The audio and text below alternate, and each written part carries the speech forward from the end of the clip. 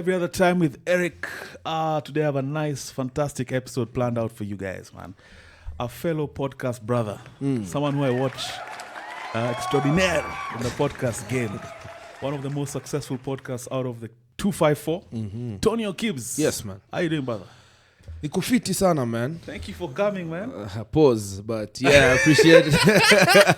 Thank you for arriving. Yeah. We're going to start there. Nice. First of all, a real professional. This guy kept time. You know, for me, I always emphasize this, man. Sign of respect, also quite a show of professionalism, man. Yeah, 100%. It was here before time. Yeah. Karibu sana to every other time. I love what you're doing, man. Thanks, man. I reached out. You kept it so easy. You know, I love that, man. You correspond. It's crazy how you reached out at the end of last year. Yeah. Alafu sasa tuko Feb. We nimeona wewe ni mso long game.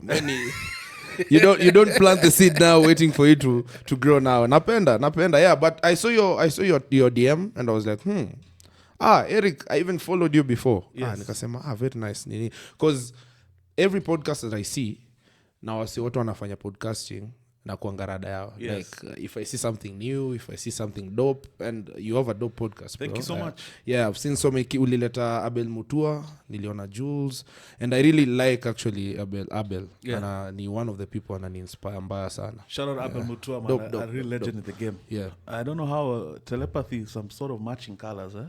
Yeah, man. This was not planned, eh? By the way, I don't know this number, this color. Someone told me it's turquoise, yes. Kitu kai. Yeah. So let's start off light. Off camera, we're just laughing. We were in the living room and we're laughing at the Super Bowl performance. Drake, Kendrick performed not like us. As expected, of course, there was a lot of speculation as to whether he'd perform it. And of course he did, man. I think no one was listening to the other songs. Everyone was just waiting. Everyone was waiting. Alikuwa na ITs every time. So what do you think about how Drake has just almost disintegrated in front of everyone, man? Like, what do you think that's about? Well, first of all, unajua kwanza umeni set up because two of my best friends, big shout out to Owen Otwani, they're on both sides, on sides zote, because one of them is a diehard Drake fan, one of them is a diehard Kendrick fan. But how I feel about it, mi napenda art. I love hata nikisikia kuna rap beef ingine noma ama nini kama hii, it's given us a dope song. Now how I see Drake vile yuko, mi na respect Drake. In fact, I'm more of a Drake fan than Kendrick. Like Kendrick is a bad rapper. Ye ni mse utaki kwenda kwa rap battle na dope rapper, deadly. But I feel like for this one, in as much as kila mtu anasema he won nini, just know he had to mention Drake to get here. Absolutely. By the way, basi si angeifanya 2021, angeifanya 2018. Nah, you had to mention Drake for this one. Which brings me to something interesting because I'm a good judge of character. Part of my tribulations with my addiction taught me how to be a quick judge of character. And within 5 minutes of interacting with you, I quickly realized you're a very smart guy. And you talked about strategy. And even in this Drake beef we're talking about, obviously you can tell that as Drake was chilling, just thinking, all right, we'll just go one for one, and I'm the better artist, I'll beat you. Clearly Kendrick had a strategy in play. He was just like, I'm baiting you. Like alimbait, alimweke hapa hivi Drake akachukua na akasema wow, he exactly fell into the trap tulieka. So it's briefly mentioned how much a strategy meant for you to be where you are today. Well, hey bro, strategy ni kila kitu for me, man. Strategy ni everything. As in the difference between someone who's good and someone who's great. Ni hiyo difference to your strategy. Moja tu alisema, you know what? In as much as we are doing this, I want to give it a different angle. Unajua? And it's by the life yangu yote imedrive on a strategy. And the times that I wasn't strategic, looking back, I'm like, oh shit. Ningeenda hivi kiasi tu, like I almost did it, but sikuifanya vile nilikuwa nafaa kufanya. Because boss, hata Sandwich Podcast, it's a different thing, bro, because of strategy. Ikianza, it started as a normal podcast, but before it even started, I had strategies in place. First of all, nilikuwa nasema, you know what? We need to kwanza to haribu hii game. Let's bring something that sounds different. Hakuna msa alikuwa na sound kasi. Sounds different, looks different. Sounds different, looks different, like a fresh breath of air. Like, staki kukam kuongea ati English the whole time ama niongee boss vile mnaongeanga mtaani pale vile huwa mnabonga na mabeshe zako beba tu hiyo uiweke mahali put a camera put a camera and everything because we see ati hata tulianza fiti ama nini one of the best performing episodes of the first one second one actually the first two zilitoka at the same time the first one was to say audio was so shit man like hatukuwa na kitu yote because I used to shoot skits still tangu zamani that's what nilianza nayo then podcasting is something that big shout out to Owen by the way. Owen is my co-host at the Sandwich Put him podcast. on the screen so guys can see. Of course he's well known 100% yeye ndo aliniambia bro because he listens to a lot of podcasts yeye ndio shout out to yeye ndio anajua ma podcast vizuri then he was like KIbz tunaweza fanya kitu kae nini so mimi nilikuwa msewa put it down on paper look at it nichore nijue course wengine wanaweza kuwa kina nani so when you think about it when you even look at our podcast everyone has a different personality nani on different ends of the spectrum si hakuna mtu anafanana na mse I know it's so interesting having a fellow podcaster because it's a unique there's a brotherhood whether or not we like it because we're doing the same thing you've talked about almost cringing at your first episode in terms of sound video bro there are times I look back at episodes at my own episodes I'm like, do the audience realize, yani, this is how we looked? Yeah. This is how we sounded. This is how we looked. Yani, I mean, like there are so many. In fact, I rarely listen back to any episode. Hata yenye nimetoa Friday. Unless there's something I want to extract from it. It took me about 10 episodes to be able to watch myself. Because initially, even, it's like, you feel like, hey, it's cringe. Now you can imagine, mi ndo nilikuwa na edit.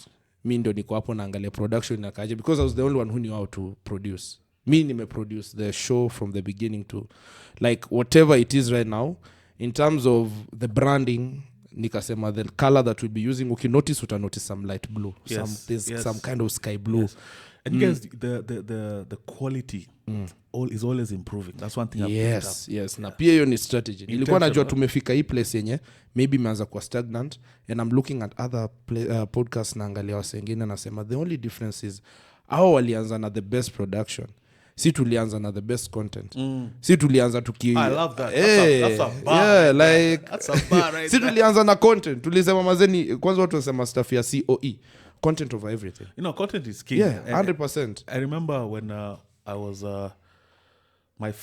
the first guys I worked with on this platform initially when I was putting this vision together I bought everything one. So I started, of course, some flimsy camera. My lights were dodgy, because of course it's self-sponsored. I have a whole other life I'm running. Unaweza jua kama kuna budget. You can look at someone and know hakuna budget. So every time I'd consult this guy, the guys I was working with, and I'd be like, yo, what do you think? They tell me content is king. But me, before I even started, I knew I'm like, yo, man, I know I'm a bad man. So don't doubt the content. What can we start with? Just to get going. But take us back a bit because I know your story. I don't want to go back to... By the way, storyteller, tunaweza ongea the whole day. So you have time? Niko na time. Let's go back in time then because I know a bit of your story. I know initially you went the conventional campo. And that's a point you took a leap. So walk me back to you being... Because, sometimes in this era we live in, people forget that good conversation is an art form. This is usanii. So where does that original msanii inside you start? Where does that begin? First of all, the biggest thing yenye imenifanya nikakuwa who I am is the fact that I was actually born in Kisumu and raised. About 14, 15 years or something. Yeah, about 14 to 15 years. I lived in Kisumu, bro. Nilizaliwa, na si ati nilizaliwa in the suburbs of Kisumu. This is before it was a city, ama you found it a city? No, it was a city. But sasa nilikuwa pati ukiangalia vizuri unasema, is this a city really? So nilikuwa place niligrow up. Sasa sijai rudi huko, so sijui nakaje. But ilikuwa almost naweza sema kasema ghetto. Si ghetto really. Lakini kuna ka thin line like mabeshi zangu ni wase wa ghetto. Tukicheza futa, I'm very athletic by the way. I do a lot of sports. Na because mi nilikuwa nakanga nje most of the time. I played with my friends outside. Adventure. Tulikuwa tunaswim hadi kwa maswamp. Boss, tulikuwa tunaswim Lake Victoria. Tulikuwa tunado all that shit. Is that safe? I didn't know. Your time mi sikuwa najua, man. Survived. Your time ni God akona sisi, man. But tuko wengi, hata if something ever happened here, like, mse wa kwanza utashikwa alafu tu, oh my God, tutoke. But it starts from there. Family of how many? I have a young sister. Just the two of you? Yeah, just 4. Family of 4. Okay. Na nili grow up kulikuwa na family feuds mob, man. Like growing up, my dad alikuwa mse different. He wasn't the guy he is right now. Saya amechill. But alikuwa na vurugu mob, bro. Like nime grow up nikiona madhango mazee akigo through a lot, man. Is it tied to things like pints, alcohol or? Yeah, 100% tied to alcohol. Like umerudi mtaa, umetoka kukata, alafu unacheki, unauliza, anaanza kelele. I was just a young boy, mimi sikuwa naelewa, but I could get it, you know? You're firstborn. Yeah. You're firstborn energy, man. Firstborns have a vibe about them. It's like you guys are carrying a bigger part of the world. On your shoulder, man. Your shoulders. So how did that impact you? Because the origin story of most artists, there's always a bit of trauma, man. 100%, man. Yeah. So, well, hata ni kitu sidhani nishaiongelea. Anyway, I'm giving you an exclusive, man.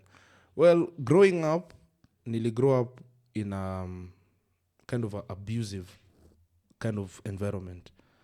Budangu alikuwa different. So many times niliona kikane masangu. So many times nili grow up nikijua sijai ona love. Like big shout to my girlfriend. Yeye ndo ananifunza cause yeye grow up mali mapero wake mazee wako in love, anaona wakigiftiana. It was different.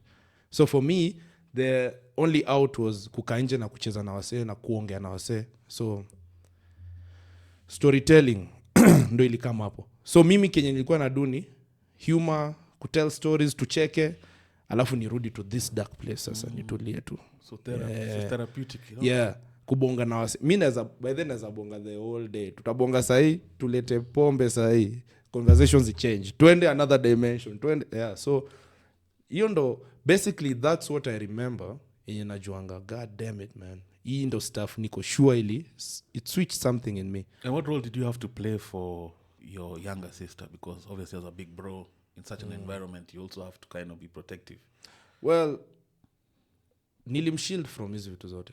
To her, alikuwa anaona mazee tunaishi in a happy place, tunaishi nini. Because sasa later on things changed. Si ati ili go for so long.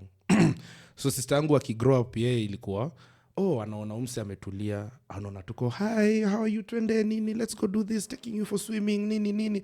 Tunamwonyesha the world is colorful. Usifikirie ati kuna a lot going on huku nje. For you, it's a happy place. Yes. Atu kituangalia tuko wired very differently. Like for her, she's more of umse mwenye kitu it's given.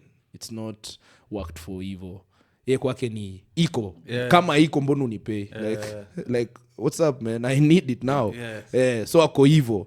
But sisi tunajua boss lazima uingie down to it. Lazima uingie kwa trenches kutafuta hiyo stuff.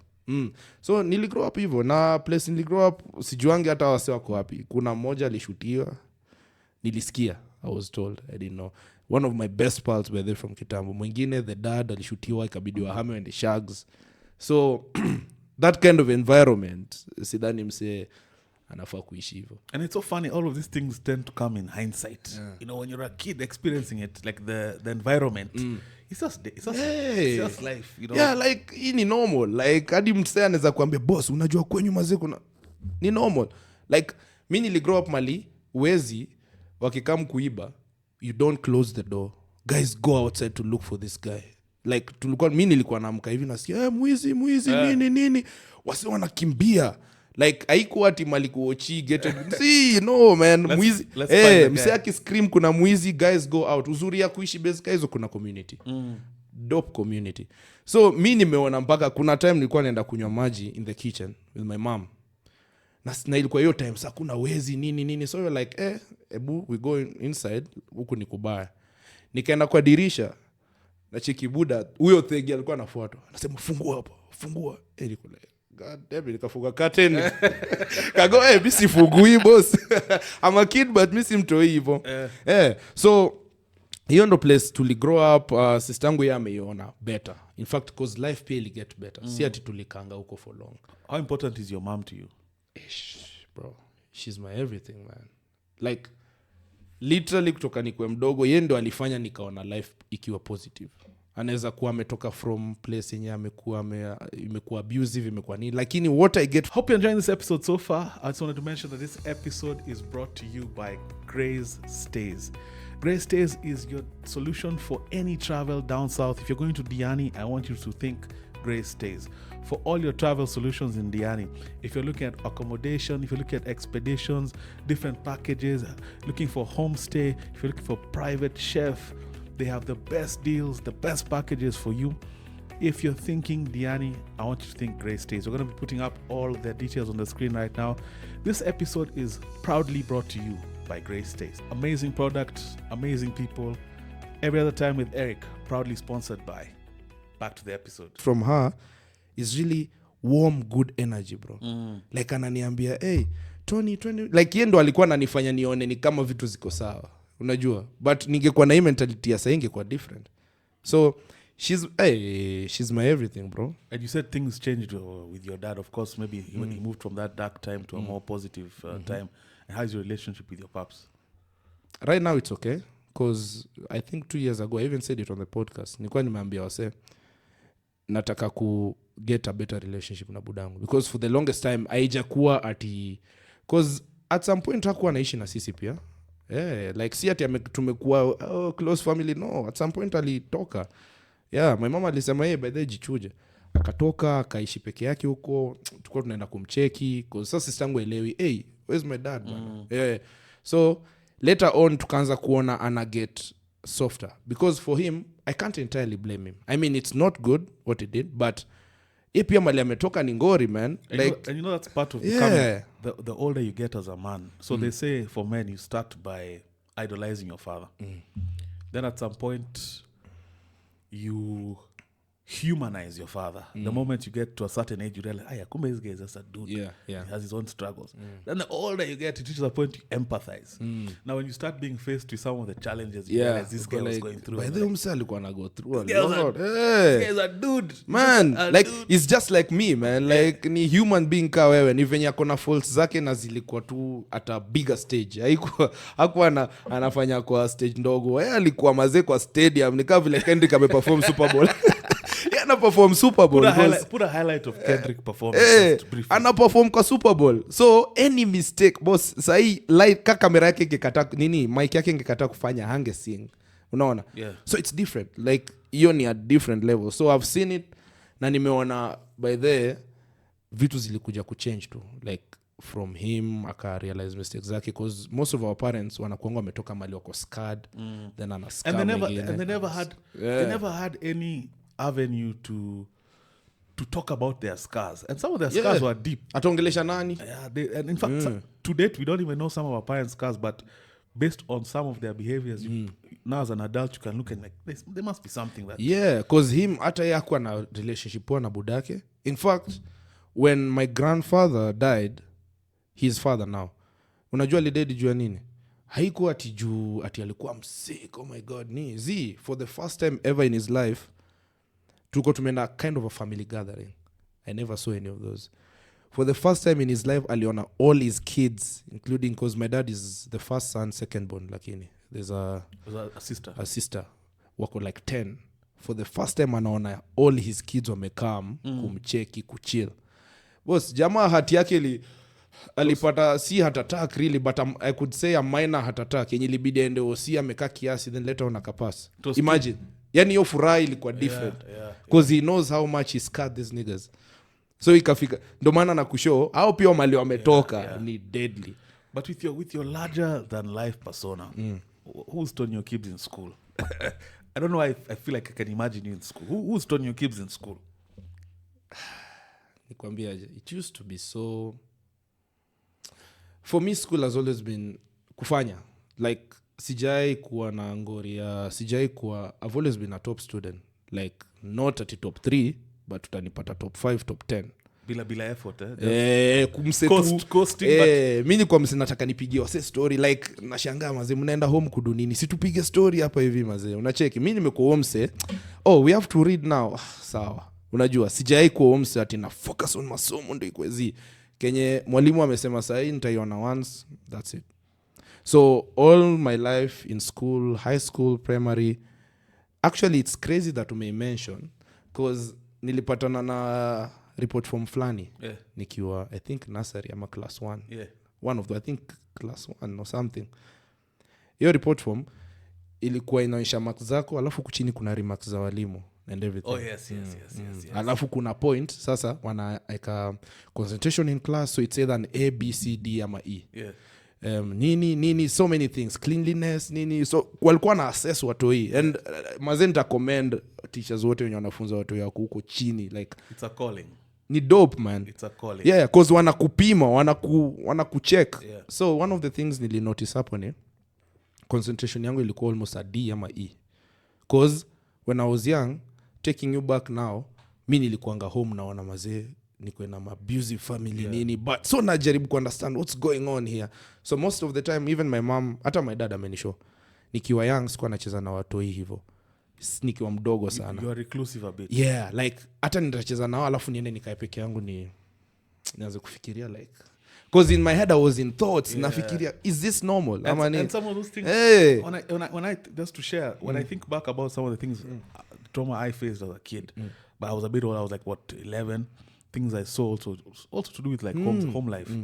I'd carry them to school and like it will occupy most of your mental space. And anytime now it stops occupying, at some point it just comes back, it just hits you like all this is happening at home. Hivyo ndo ilikuwa. So niliona nikasema god damn it. But getting to high school si ati nilikuwa ngati top student kabisa, but I was always there above average. Are you pursuing any art form, acting? I did acting kidogo in primary. And acting, by the way, just for context, because you did it for 4, I also did it for 4. Acting is not just at the Ilea stage, performing for them. It's also in between time entertaining guys. Like us guys, when I think back, whenever the teacher didn't show up for a lesson, or maybe the teacher's taken an extra 20 minutes, so they're not like to show up, us guys used to use the classroom as a stage and just start wiling out. Mna wild out, mnafanya nini. Because in primary nili act si kiasi hata. I was always that guy man. Like say kukiwa kuna need for entertainment, kuna msata tokea pige jokes, naeza prepare literally, naeza write a whole thing. Like nikiwa young niliandika something where there's someone who's a pastor speaking in English, then the other guy ana translate in Kiswahili, but ana translate vibaya ufala. That was the first thing niliwahi andika. Like na ilikuwa so dope, tulipeleka to the highest level in terms of like shule. Tulifanya class tu kwa hizi and whatever parties.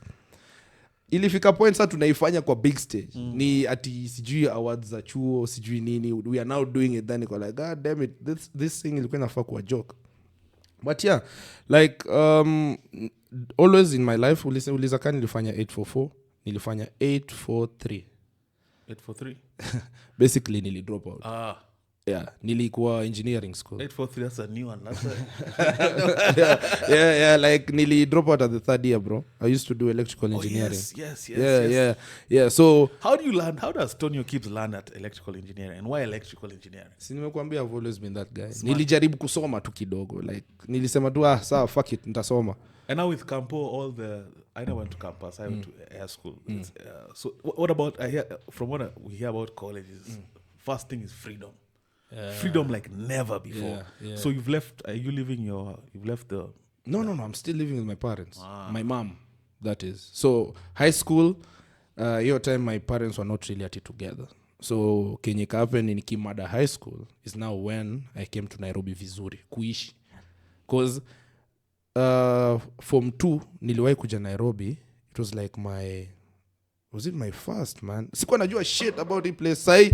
By the way hakuna place sijui. Unipeleke ghetto, unipeleke wapi nitarudi. Niko fiti na roads zote, hata naweza jua roads zote and everything. What was Nairobi like day one, man? Boss, nilikuwa na feel what the hell, niko New York. All of the lights. Niko like that. Kwanza nilifika usiku jioni at like 8 p.m. Boss, usiwahi leta mse Nairobi for the first time in the evening. Mulete mchana, mali anaweza ona it's normal. Solo? You came solo? No. Nilikam solo to Nairobi, then my dad took me from town.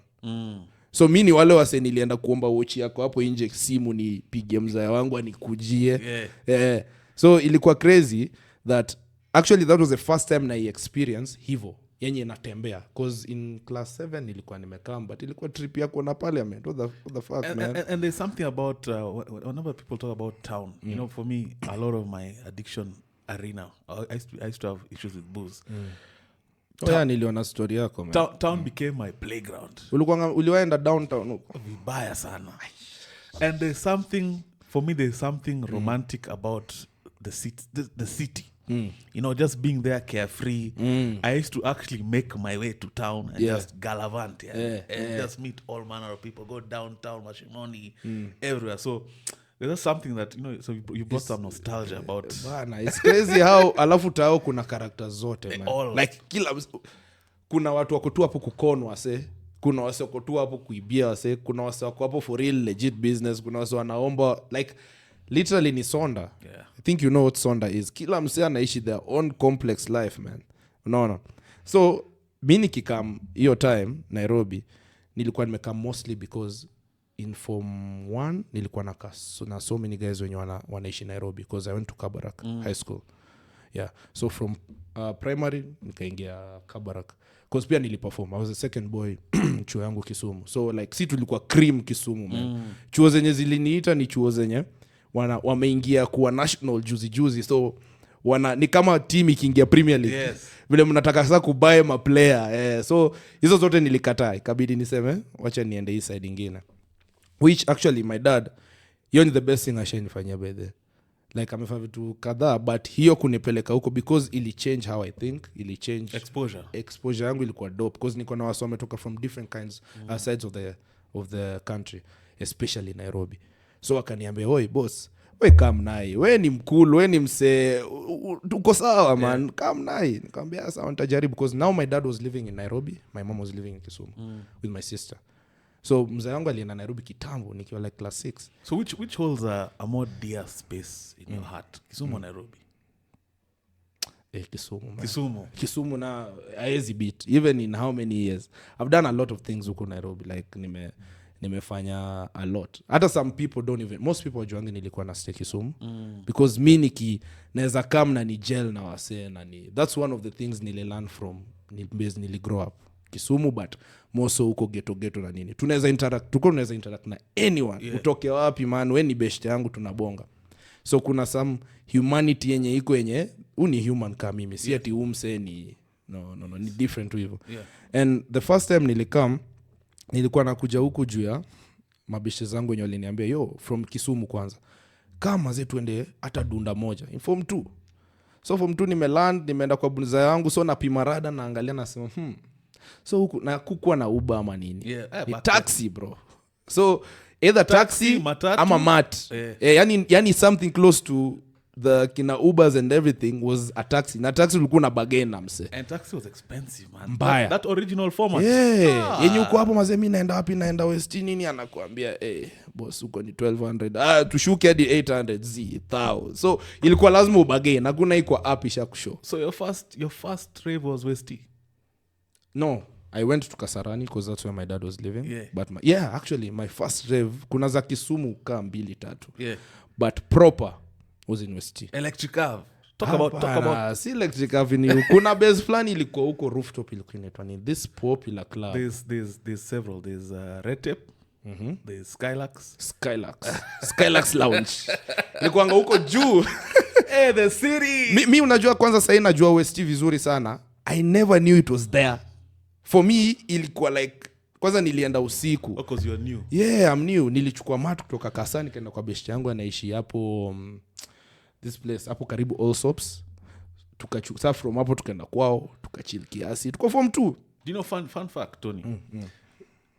Where we used to rave in West, it's not bigger than 2 acres everywhere. It's not bigger than ika soko ya sherehe. You're just randa left right center. Man, uende hadi Mollis wapi nini I was huko. Infamous in those streets man. Isiku trigger kidogo. Chill out. But Skylax bro. So tumefika pale kulikuwa na stuff ilikuwa inaitwa glow in the dark. ilikuwa ina happen hiyo time. Yes, you have the tag. Uko na hizo tag ama hapa ama nini, hiyo ndo nilienda the first one. Kina Seth Gondo alikuwa na start up hiyo side hiyo time. Sasa mimi hata siwajui, I don't know any of these niggas. That's a nice way to start your nightlife. Yeah, that's like the cream. Walinipeleka, that's when nakwambia I had to come back, like that was my introduction. So are you telling your mzee you've gone out ama no sasa si mzee wangu pia ni msoatei kama hiyo time out, si ati kama mimi but hiyo time so by evening ametoka wera, hata saa zingine akuji ana come the next day 4am amke ende job or something. So this time round mimi nimefika, ameniambia hey sawa go cook something, like relationship yetu na mzae si, because you asked before, si ati umse ni mse wangu we can now sit and talk, hey unaonaje, how you feeling, how you nini zi ni more of you good umedishi some man stuff. Yeah, like what are we gonna do about that shit, like unaenda ushago, kuna shamba, kuna nini, umeenda which that's actually there's some merit to that.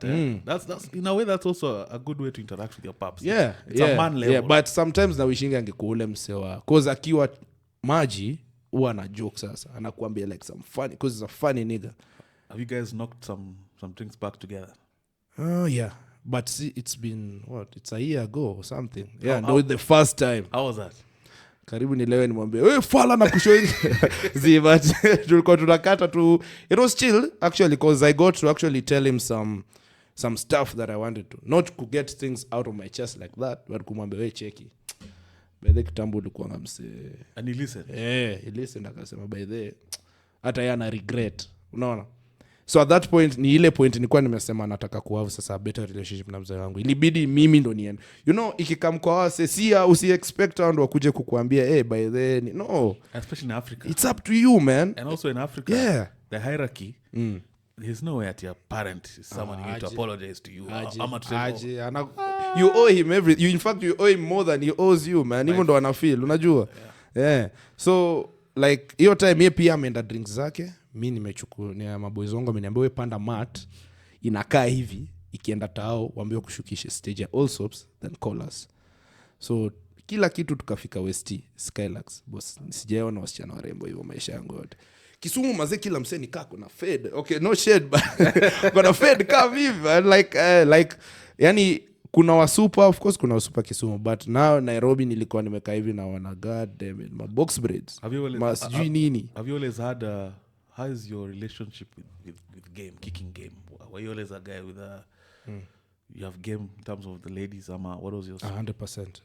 Kama si ni wadope bro, cause sisi ni wasa kubonga. Like unaweza kuwa umechila una kakitu, lakini now unaweza chukulia msee dem because of just who you are. Gift of the gab. I said in a previous episode, man. Social skills trumps everything. Man. Ni everything. By then iwe kwa biz, iwe kwa madem, iwe kwa nini. Me, that's what I'm saying, man. Like mtoi, right now I got a kid.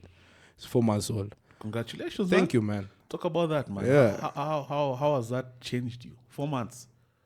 Tuiongele sasa ama tusonge mbele ni kuambia kwanza Skylax alafu nikusho. Okay, let's go chronologically. Yeah. So Skylax hapo ndo nilikuwa nakusho, niliona Kaki na Seth. Nani Seth hiyo time bado anadunga masuti zake, like ndo ameanza. Na cheki, yani hiyo experience ilinifanya nikasema if hii ndio the life, I can't wait kumaliza chuo ni kama hapa hivi, or hata nitoke before ni made, because I need this shit now, man. Nahitaji hii rasa hii. You're like because hii ndio kitu nataka, unaona. So yeah, hiyo ndio ilikuwa my first time nikarudi mtaani nini.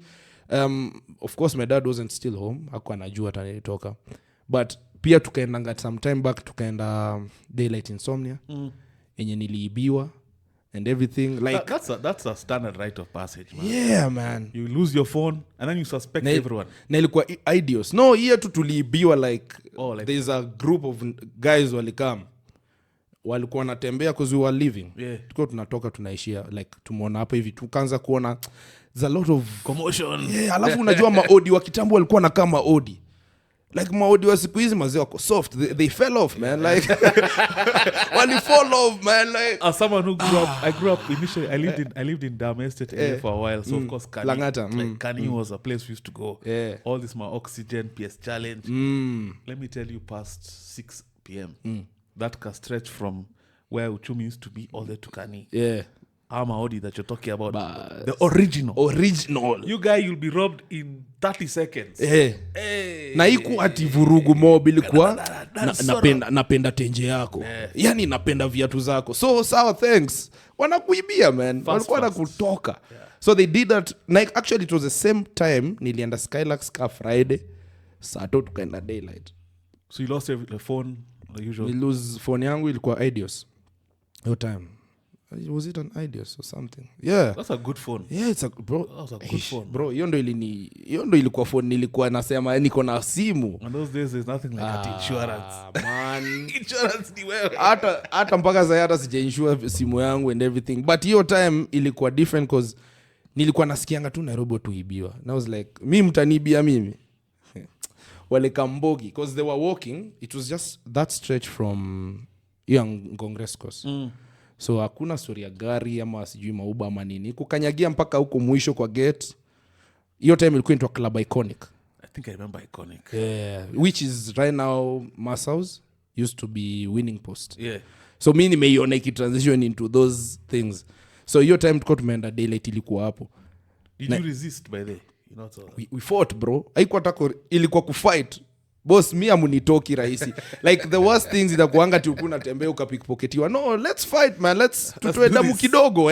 Like chukua juu uliniumiza but see cause ulini pickpocket, man. Na feeling kupickpocketiwa ni the easiest. Let's fight kidogo, man. Let's hata tuonge tu unajua. Yeah. So hiyo time kenyika happen ni awase walikuwa natupita hivi like unaona a group of people like 50 or something or 25 walikuwa wengi 50 and you're fighting, bro. Tulikuwa 4 of us, si kwa peke yangu. You're 4. Yeah. But 4 versus 50, you guys. That's like Royal Rumble. Hao ni wase wangu wa Kisumu. We were all raised the same way. Tulikuwa tough. Tulikuwa tunasema we didn't know that they were all going to rob us. Cause ikianza walikuwa natupita, a group of people wakatupita, wakastop. Then wenye walikuwa kando yetu kaanza kutusanya. Wewe sijui nini.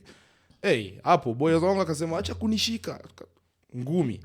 Sasa nikasema god damn it, ni live, ni real. So hao wote wakaanza. So ni huku kuna mse amelala down. Beshte yangu anavamiwa na tukawatoa. So by the time tunawatoa cause tuliwazana nao by the si ati tulifight tukapigwa. You stood your ground. Tulistand our ground. Na si ati wali lose ama nini. You know, again you keep taking it back. There's an era where I think between 18 and like 23 where fights are part of your life, especially if you're in a nightlife. Fighting is it's par for the course. Damu yako ni moto tu anytime. Anytime, bro. You have a scar. I don't know if it's this side or this side. Bats and bats of entertainment, and you haven't subscribed. This is blasphemy. You think I do this for free? It is your duty. Subscribe. Every other time with Eric continues. I don't know. That side. Yeah, man. I have a cracked tooth. The other time fighting was like amazing. Like you know, that was the only way to solve anything. And then nowadays, as a grown up, you guys, by the time you get me to throw hands, you guys. To make it even worse, I have a friend who, the whole day. I have a friend who actually, not a friend, he's a friend, because he was my baba. Aliendanga remand juu ya fighting na nini. Akani explain ya venye vitu ziko after he came back cause story liisha. But when he came back he was like, bro, hata kani kufight, hata kama ni kufanya nini, make sure you apologize, make sure mko okay before you leave there. Like before mwanze kuenda kwa police station, just make sure mko sawa juu you don't want to be there. Cause unaweza sukuma msee ama ugonge msee, you can kill someone, aanguke ajigonga dead. Si itakuwa ni wewe ulimfight, asitaki kujua kama ulimpush. And now as an older person, when you look back, that thing where guys cracking bottles, and like guys throwing bottles across the club, you guy could have killed someone, or you could have been killed, or you could have been permanently injured. Alafu uko na blood in your hands, bro. Like you know the worst thing it happen. And someone who's been to remand, I can tell you, bro, you don't want to ever. Yeah, you don't want to. You've been there? Yeah, man. 2 weeks. 2 weeks ago, I'm 2 weeks. No. But I asked the real question. I just came out this morning. This is some years back. All tied to booze, man. Like just those things for not taking things as seriously as you should. Yeah. And then they find you. Eventually they find you. So So me alini explain ya kaniambia venye you don't wanna be there. nikajua siku hizi hata kufight staki, but naingia nataka kufanya more boxing na nini nataka kuweza kucontain war. And then on the flip side, another important part about fighting to the young guys watching for you, and if you're still in that phase of let me tell you, nowadays guys are trained out here. You look at a guy who just looks like an average rakafala, and the guy will take you to town, bro. So be careful. Guys are trained. You saw that guy who roughed up those cops. Was that last year?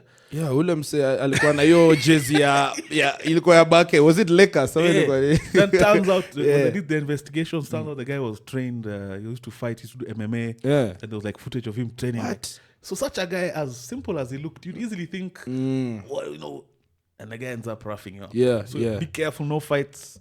It's not wise anymore. Yeah, you shouldn't. By the way, you shouldn't fight at all. So yeah, man, niliangalia hivyo everything, and your time nikaibio, but that changed everything. Nikasema by the hakuna enough action huko Kisumu, man. Like in fact the only way nitafika place nataka kufika ni kukua where unajua kaa power nasemanga this is the big rich town, the big city. The big city, I gotta be there, man. Like hakuna vile utakuwa huko hivi uko sawa. No, unless you can be contented with what you want. And you also don't want to be I've seen that syndrome happen even in my industry. Big fish, small pond. And then guys are comfortable. Yeah, no. You don't want to be that guy. Yeah. So we talked about story, Mtoi, the experience, how it's been for me. Yeah. He's 4 months right now. A guy, cool guy, chill guy. How's that changed? You know, we're not going to skim through this, Mr. Tony. Yeah. How's that changed? Because theory. We hear theories. I'm not a father yet, but of course I intend to be at some point. From the day your son was born, is it an immediate thing where your life is changed, or it's gradual where it starts hitting you? No, it starts before. Way before. Expound. Because mtoi ndo akuje, it's not overnight. It's not like you went and took a dump and came back. No, like mtoi ana grow. So from the moment you just know, na uko sure unajua anakuwa kept na ako hapa and everything, that's where you start thinking, because life yako inaanza kuchange from your time. In terms of like how you think utakuwa, of course it starts with that point of, oh my god, how am I gonna do this? Am I prepared?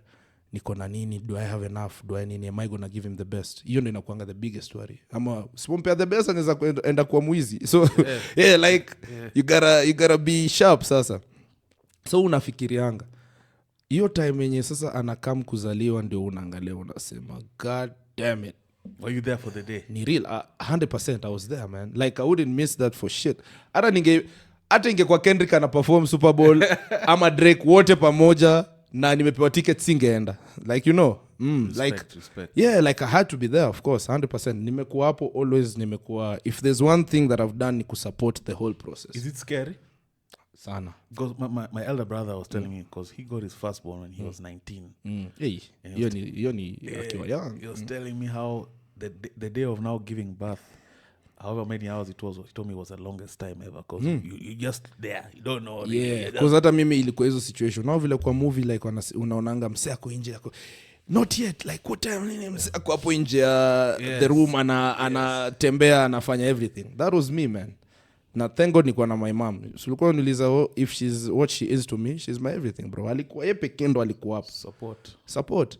Na kaka, so nilikuwa worried at some point because nimeambiwa ita take time nini time. Nimeangalia mazeni nimekadi stopwatch na kuuliza wajamaa time imeisha, you say this time deliver it time, like you know sometimes wako na nini just wait kidogo sawa, until I saw someone akaenda kwenda ku confirm nini nikakuja kuambiwa chill almost.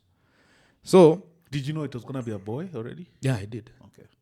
I did a gender reveal actually. Sikupost to. Yeah. Like cause I prefer keeping some part of my life iko yangu. And are you and the mom together? Yeah. Okay. 100%. Like that's now my my boo, man. Shout out to you for keeping that exclusive in terms of protecting that side of your life, man.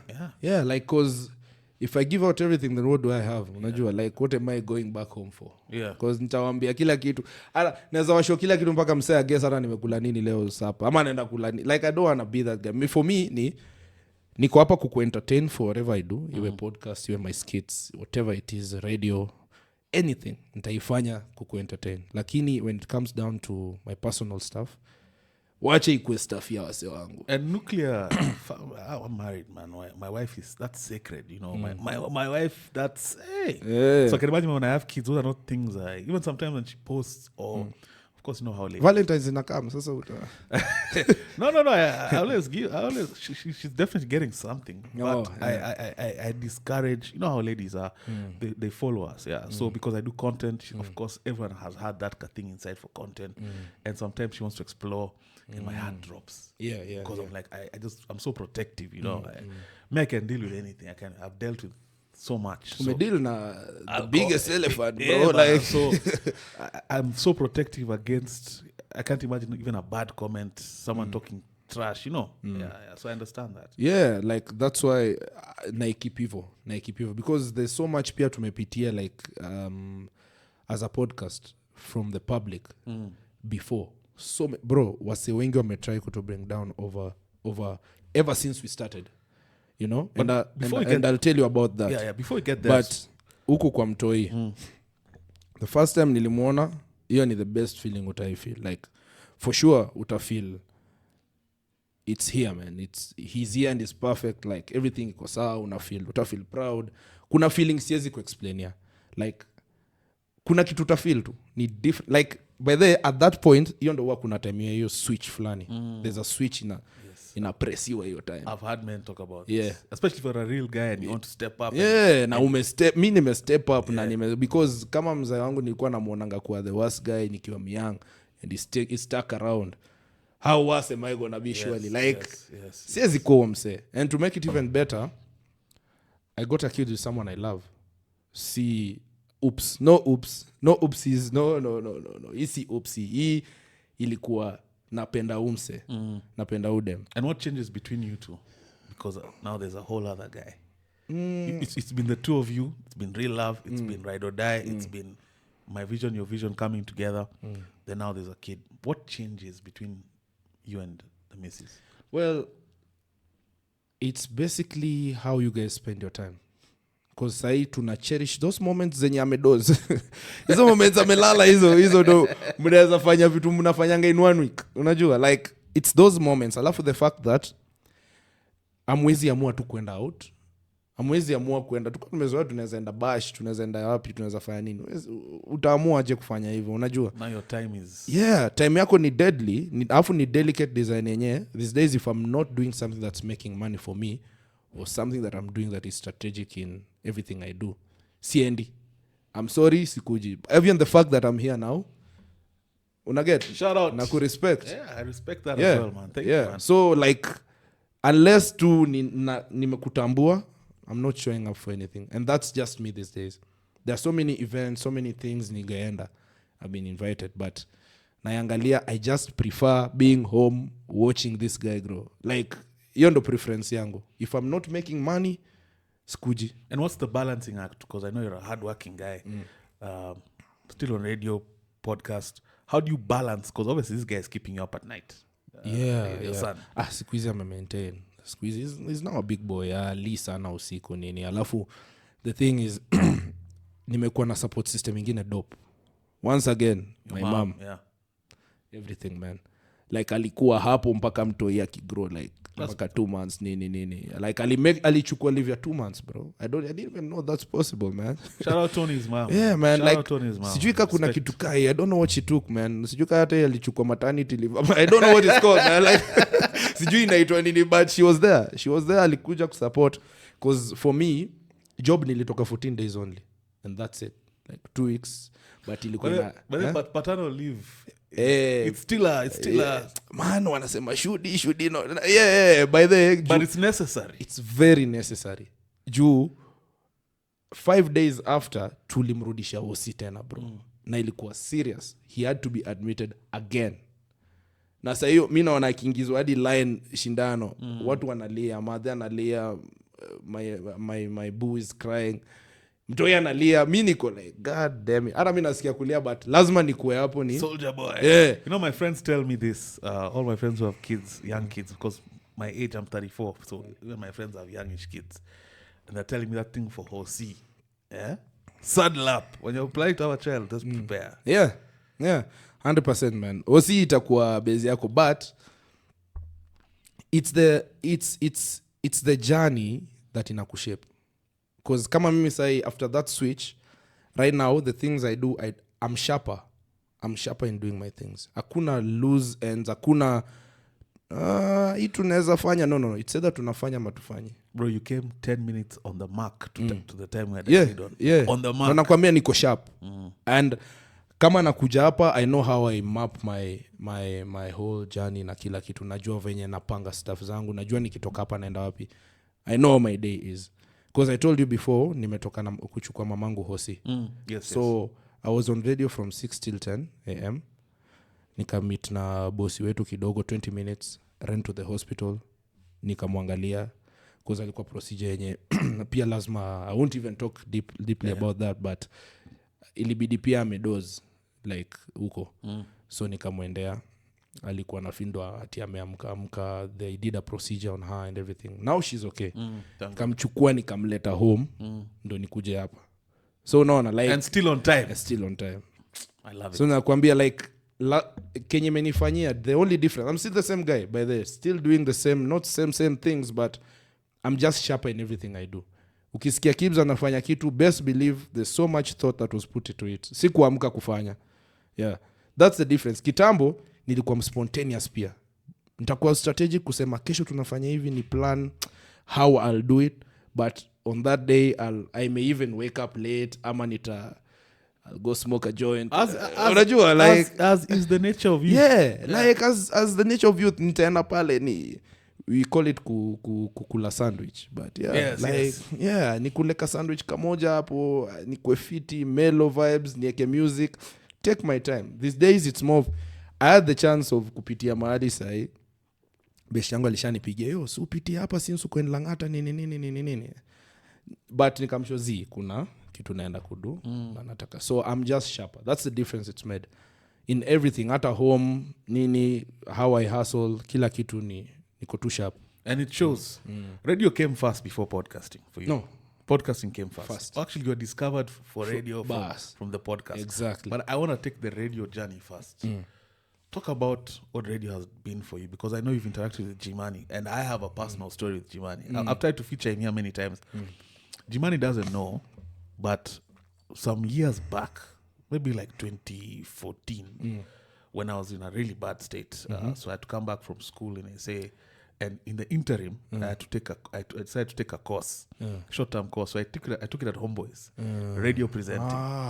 And bro, that time I was in the throes of addiction. So I was drunk all through it. In the morning, in fact, I used to tour a lock. That time I was still on Baricho. I'll tour a lock down. I was even known by the guard, because we used to share. Tour a lock. Break time, I go tap another. By the time class was ending, I was and Jimani once, I remember him saying, there's a guy here who drinks every day. I don't know if he knew. Yeah. But still, I learned so much from that guy. Like, how impactful was G to you? Bro.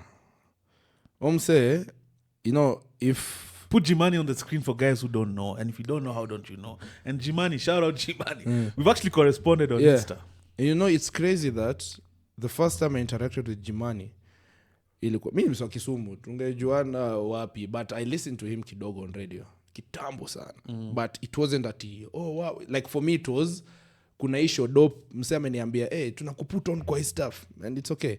But the time we interacted for real, ilikuwa actually ilianza from time tunafanya podcasting. There's this thing I used to do on YouTube ya story time. So naika green screen nyuma yangu, naifanya tu home. Mi nilikuwa tu natafuta njia ya kutoka, because also mi storyteller, nikasema acha nifanya, which was dope. I wish I continued, but nairudisha. It may evolve kwa something else, which people will see later. But the first time I interacted with him, nilichekia amenifollow, niko god damn it, Jimani? Kwani nimedu nini? Kwani like nimefeatureiwa wapi Forbes? Nimekuwa wapi? Because I was like, hii ni noma. Then akani DM tu kunishow hiyo niaje, napenda kazi yako, everything you're doing on the podcast and nini, to link up sometime soon. Kwambia fiti. Tukalink, tukabonga, kubonga nikarealize umse by the he's sharp. Ni mse anafanya vitu zake hivi. Hana story mobs za TCG. He's not shift, he's not anything. alafu tunabonga nini like there's so much tulikuwa nayo on the table in terms of hata nikimshow me kitu nadu ni hii idea nafanya ni hii. He had a podcast before Asata, the mics are open. Yes, big shout out from way back man. So mi nilikuwa najua god damn it ni noma, so hadi tunapanga ma crossover episodes. Tuseme tutafanyaje because saa hiyo pia sandwich tuko hot. Sasa saa hiyo ndo tuko hot like before the Spotify thing. What year is this? 2018 17 19? No, it was after. Was it during COVID? 2019, 2020? Probably 2020. Probably 2020. Your time will move so fast, you know? Probably 2020 or beginning of 2021. There's a year that skipped, man. Kuna mwaka mazee kwa sahi hata whatever age you are unafaa ku -1 ama 2. Because that year was just, mara this, wild time. But all in all, what G has done for me ni different in terms of nimelearn how he thinks. Nimelearn how even I should think. Because kitambo, my mind was all over the place. Like, kuna vitu dope tu around me zenye nafikiria na kufanya. Leo nasikia, because I do a lot of things. Like, mujita multi-hyphenate. So, kwa watu watatafuta ndeni mtafute hiyo word. But it's because ever since I was a kid, I never knew my talent ni nini. I could do almost everything. Kani futa nitacheza futa fiti. In fact, I might win your game. Swimo, which is an individual sport, I'm so dope. Like, nime win a lot of medals and everything. Ikam kwa nini, like, everything I did, nilikuwa na do fiti. So I never knew what I'm good at. So, Kenyan nililearn from any everything nilikuwa na do. Because hata podcasting, because nilikuwa nafanya skits before nini. Tumehit, bro, country mzima. Make the whole country ka laugh, including even other countries in the world, man. Tumefanya shit yetu. But once again, na feel, hii ndo stuff yangu, but sijui how do I take it to the next? Like, nilikuwa naiangalia nasema, god damn it, tumefika mali, shake the world. So what next? Haya, podcasting ikakam sale bado ninafanya skits zangu. But then for the podcasting bit, bro, nimeona kitu ikigrow, sijaona kitu ikigrow that fast. Tulianza hivi kaka mesonga. Everyone go like, oh my god, nini, the second, third, episode, fourth, naanza kupata calls. Si ukamu record kwa studio yetu, watu kaa 5. You go like, oh shit, we're actually doing something. And crazy thing, nimekuwa mimi ndo nilikuwa na edit. And I also want to come to how the three of you ended up, the three of you. And at some point there was a lady. Yeah. 2 ladies. 2 ladies, right? Yeah. My bad. Yeah. Actually, crazy stuff, man. Because me ndo bado nilikuwa editor, mse social media, mse nini for the longest time, bro. Default leader. Again, from the outside looking in, and shout out to all your co-hosts. I mean no harm, no foul. I mean, I'm not saying from the outside looking in. Leadership kind of speaks for itself. You know, in innovation we say leadership is a calling, management is a role. So for you, leadership, it's apparent that you're the one driving that thing. Yeah, 100%. Like, and I took it upon myself because mi ni mse nilikuwa nataka iwaka. Like, for me, everything I do, especially now that kuna kid, it has to work out, bro. Hatuwezi anza kitu na tu. Hata kama haijapik, lazima ipik. Like, we have to find a way. Like, we have to find a way kitu iwaka. And did Jimani teach you? Because one thing I've picked from him, watching him over the years, from all the way back when Homeboy started, foresight.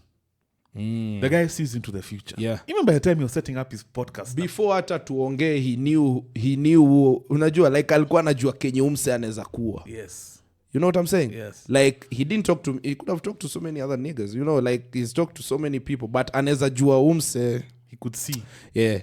Na hiyo time, hata si ati podcast ikuwe imeanza kushika, but haikuwa bado anything too greater than it was, ama it is right now, man. So, akona yo foresight noma sana. Even though he nurtured Calvin.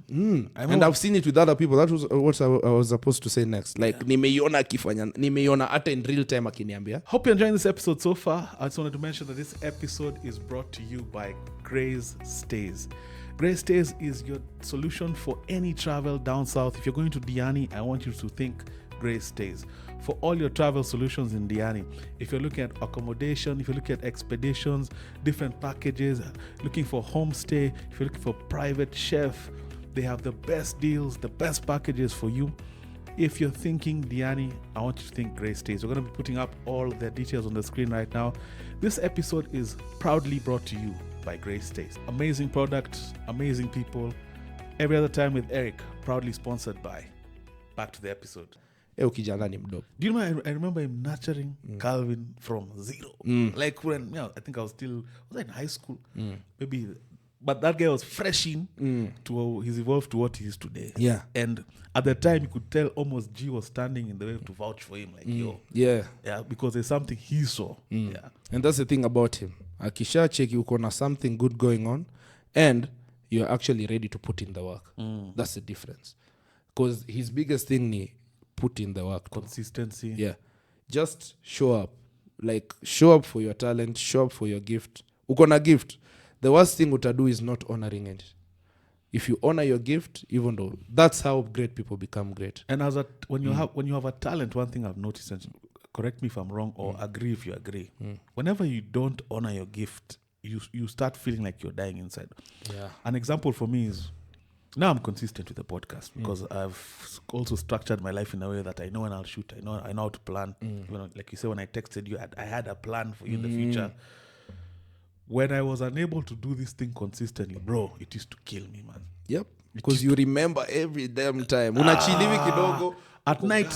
Damn it. When your creative juices are going at night, you get, I'm just like, sometimes I'll text him in the wee hours about things I want to do, plans, because that's when they come. Yeah.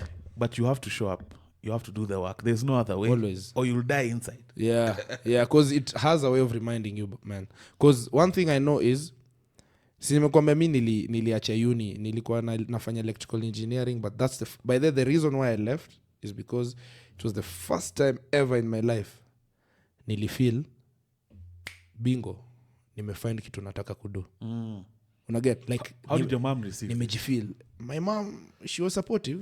Alienda behind my back to talk to my father's brothers and my father waniongeleshe. Walikuwa hadi at some point akasema mama amerogwa. No man, like fuck that. You found your calling. Yeah, but eventually she was supportive cause nimekwambia nilikuwa na edit, nilikuwa nafanya nini cause tulianza na audio on the podcast and then ikakuwa visual. Vile ilikuwa visual, I had now a new problem, which was I didn't have a good machine to edit. The machine I had ilikuwa inapiga kazi but rendering for 25 hours. Kwanza inaanza hata 50 days. And then, fuck. And then 90%. It's alafu ikifika hapo 90% inachemka mpaka inazima. We start again. Bro, I know all about that. Shit. So, na hii time ujue podcast imeanza kushika sasa. Like, wase wakiongelea podcast wanaongelea sandwich. Imefika hiyo point. But ikaanza kuwa inconsistent because siwezi post your time nafaa kupost. Lazima ni post like the next day because your lap ilikuwa ina. And fans will tell you. Yeah. Because once you start any form of consistency, boss, Friday. Yeah. They're in your DMs, boss. Yeah. Boss, iko wapi episode? Where's the episode? Like wase what's wrong with you? Like wezi kuwa umetupatia kitu poa alafu na lost. Yeah.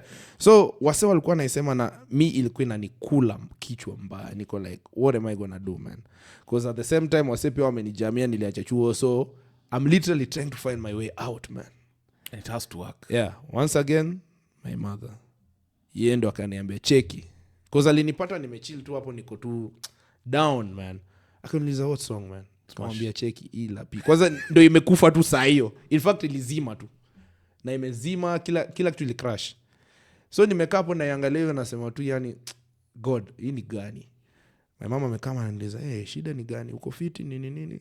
Nikamwambia mazee. Na I have the worst time in my life juu hii stuff. Kaniambia fanya hivi, sina hata do, lakini kumbe job yao wako na like this thing where they can take a laptop loan or something like that. Akaenda kaichukua for me, bro. Shout out Tony's mama. Yeah, shout out, man. Akaniambia enda uchague ile the best kenye unasemanga inaweza kusaidia kukufikisha base unataka, enda. Nikaenda HP Pavilion. It's a gaming laptop. Ni gaming sasa. Heavy machine. I'm sure Fox knows that. You know it, yeah? You know Pavilion. So nikabuy Pavilion. Boss, hiyo kitu ilikuwa more than 120, man. Madhe akaishikilia. Cause kenye kwa nayo ilikuwa kitu ya 30k, lakini ime advance ilikuwa inapiga wera. So nikaileta, ili change game. Kila kitu iko on time. Because hiyo ndo time saa mimi mwenyewe ndo na edit. Kila kitu hadi na schedule vitu sasa. because nilikuwa nateseka na the other one. And shout out your co-hosts. And at this time, are your co-hosts understanding what this vision means for you, for example? Because lazima work for you. Ilikuwa for me, ilikuwa lazima work. Also for Owen, ilikuwa lazima work because yeye pia alikuwa ameacha chuo. Also Nyamita hiyo time because yeye pia at some point alikuwa chuo akiacha nini, alikuwa tu all over the place nini, tukaanza kufanya our thing, pia akafind his place shule, akaendelea na chuo. But Owen pia yeye alitoka, mimi sasa hiyo pia nimetoka, so for us ilikuwa ina mean to work everything. And big shout out to also Nyamita cause yeye pia alifight na budake juu ya hii stuff. Budake amwambia hii ni nini unaenda kuduenda chuo boss, hii kitu itaku YouTube.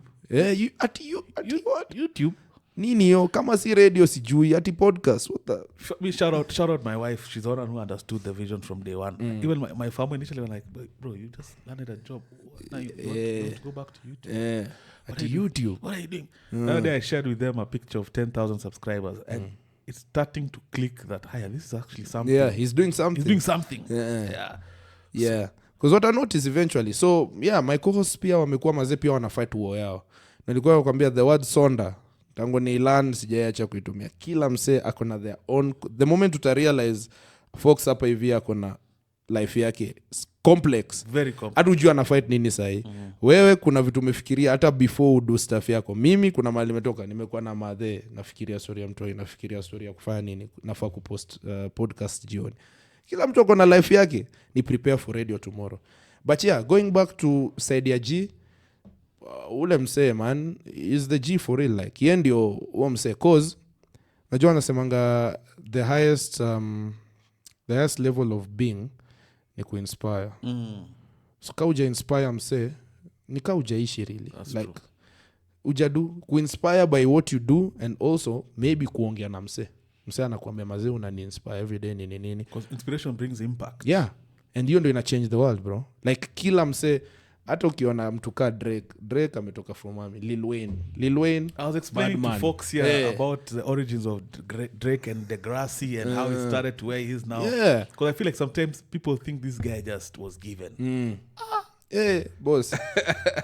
Ni noma na hata nilikuwa naambia, I was actually telling my babe juzi that kuna vitu zingine kama sio vile nimekuambia, nilikam Nairobi nikasema I have to be here. Kuna vitu zingine hata ukidream una dream vitu wild tu. Sometimes it's better for you to see something alafu ndio dream. Hata uko na clear dream. Yes. Ile dream yenye uko like I know exactly how I want my life to look like. Not that siku moja nataka kuwa pilot mazee kaeri kama nini ama nini. Like lazima nikuwe nimeona mazee kuna msee ni pilot ndo huyu. Ana make it, anafanya stuff yake, amefly, amerudi tu jana, nikiona shit kayo naanza kuimagine life yangu venye itakaa as compared to sijuangi hata mnadu nini. Yes. I don't even know what you be up to. Yes. It's different. Dreamers naze lazima ukwe dreamer be different. But yeah, so amekuwa na impact crazy sana kwa life yangu, kila kitu hadi hata on the radio job yeye ndo alikuwa anani train. In fact, I wanted to ask that because the podcast was fast and that's how it got discovered. Yeah. And this format is free flowing. Yeah. You are here just talking. Yeah. But radio is a different format. Kuna structure. There's also things you cannot say. Yes. Because there's a business model attached. And struggle na hiyo. So what was that transition like? Hiyo transition ilikuwa the craziest because at this time mi niko like damn it, nasikianga tu wase wakifanya radio na nini, like niko na history ya radio, niliwahi kwa energy kidogo. Kuna hii stuff wanafanyanga inaitwa Energy Stars or something. Sisi tulienda hapo kuingia kama tukaingia kama it's just the time I'd left school. Nimesema fuck it, nitafind a way. But sasa ninaenda ku leave school, kulikuwa na opportunity ya kujoin Energy Radio. Sasa niko tumemada tu. So si hata kumada, nimetoka tu. So nafikiria if I actually try this stuff na I work out because I think I can, itanipea a good transition from leaving school into getting into something else. As compared to leave school nikae mtaa. So tumeipiga, mimi nilikuwa naifanya like my life, literally my life depended on it. na tulikuwa pia big shout out to Kogmark Koigi, tumekuwa tukishoot skits na ever since, na sasa tukienda hapo also tuli do some videos tukaekwa like tuko tunakuwa cut down from I think 5k 3k guys, tunakuwa cut down hadi tukafika point yenye tukokaa the finalists. Sasa tumefika point yenye sasa tunafaa kuchaguliwa wase wataingia ka radio presenters, kuna wase wataingia nikaa content creators, but basically mtakuwa hapo pia ku-create content yao I think kina Chucks you went through the same I think so. Yes. I think so probably. Sisi tuliana mpaka si mpaka tukaitwa kwa stage tukachaguliwa. We are those guys who were chosen. Yes. Unaona, and at this point in my life me na fight. How much of validation was that? Because being from 3,000 to you, that's a stamp. Boss, nilikuwa na feel naweza do stuff. By the way, those are some of the things that kept me going. Juu ilinipea vile umesema tu, validation ilinipea ilikuwa different. Ilikuwa like, what? Yeah. Tunaweza do stuff. We're on to something. Yeah, like god damn. Yani kumaanisha we always think we're dope, but now we know. Now tuko like tumekana wasee na tukafanya stuff yetu. So ilikuwa mimi, Koigi, 3-man army, wote watatu, and then some DJs, like a few DJs, 3 DJs if I'm not wrong, and 3 now radio presenters who are gonna be the voice now. So si tutakuja to create stuff ya show, sometimes occasionally utaingia on air ubonge kidogo, but it wasn't the same as Kenya nafanya sahi Homeboys. Big shout out to Homeboys Radio. Cool. And Homeboys has kila msee bro, so much talent. Yeah. Like talent ka yote Kenya walipitia Homeboys na way, like ukiwa media and everything. Because so Kenya, myself included. Yeah, you know what I'm saying? Like msee kuna roots too. Yeah. Now that's what I was telling about inspiration, bro. Like the highest level of being an usipo inspire msee vitu za like tuko hapa because of inspiration fulani. Unaona? Yeah, so like your transition ilikuwa crazy. So every day mazeni niko training. Kuna stuff inaitwa air check. So air check ni after umeingia radio ukapiga shughuli yako. Ukitoka wamecut links without the music. So wamecut hii link mliongea, like hiyo section mliongea, wanaisikia wanakuambia you could have done it better. Ungefanya hivi, ungetease kwanza ndio ukuje hapa. You can't start this way. You can't nini, umefinish ikiwa low. Niko like god damn, is this what I'm going to... It's a science. It's a science, bro. Like kubonga si kufungua mic na kubonga ni... Yes. It's really more of thinking. Yes. Like anyone can be a radio presenter, but you just have to plan how you do your stuff. So nimetrain hizo vitu zote. G anani train pia say at the same time. Tuko live anani show. Cheki. Naenda kuongea kuhusu hii stuff. Tafuta angle yako. Angle yako ni gani? Niko like god damn it, inawaki hivi. So mbio aya umepata angle yako, write it down, because ukiwa on air uwezi ingia tu hivyo ati ukifanya hivyo. You'll do that ukifika ile level yangu. So mimi niko hapo nimefikiria venye naenda kusema na punchline yangu, naanza naiandika. By the time tunaingia link, I know what I'm going to tell you. If anything changes, nasikianga niko god, but you can always go back. So nikapitia hiyo training. The transition was really crazy, especially the fact that no curse words now. For the first time ever, hakuna sasa, like lazima hakuna fuck, hakuna shit, hakuna nini. Na stories zako pia zitakuwa PG, like utapush boundary, utapush only to a certain point. Yeah.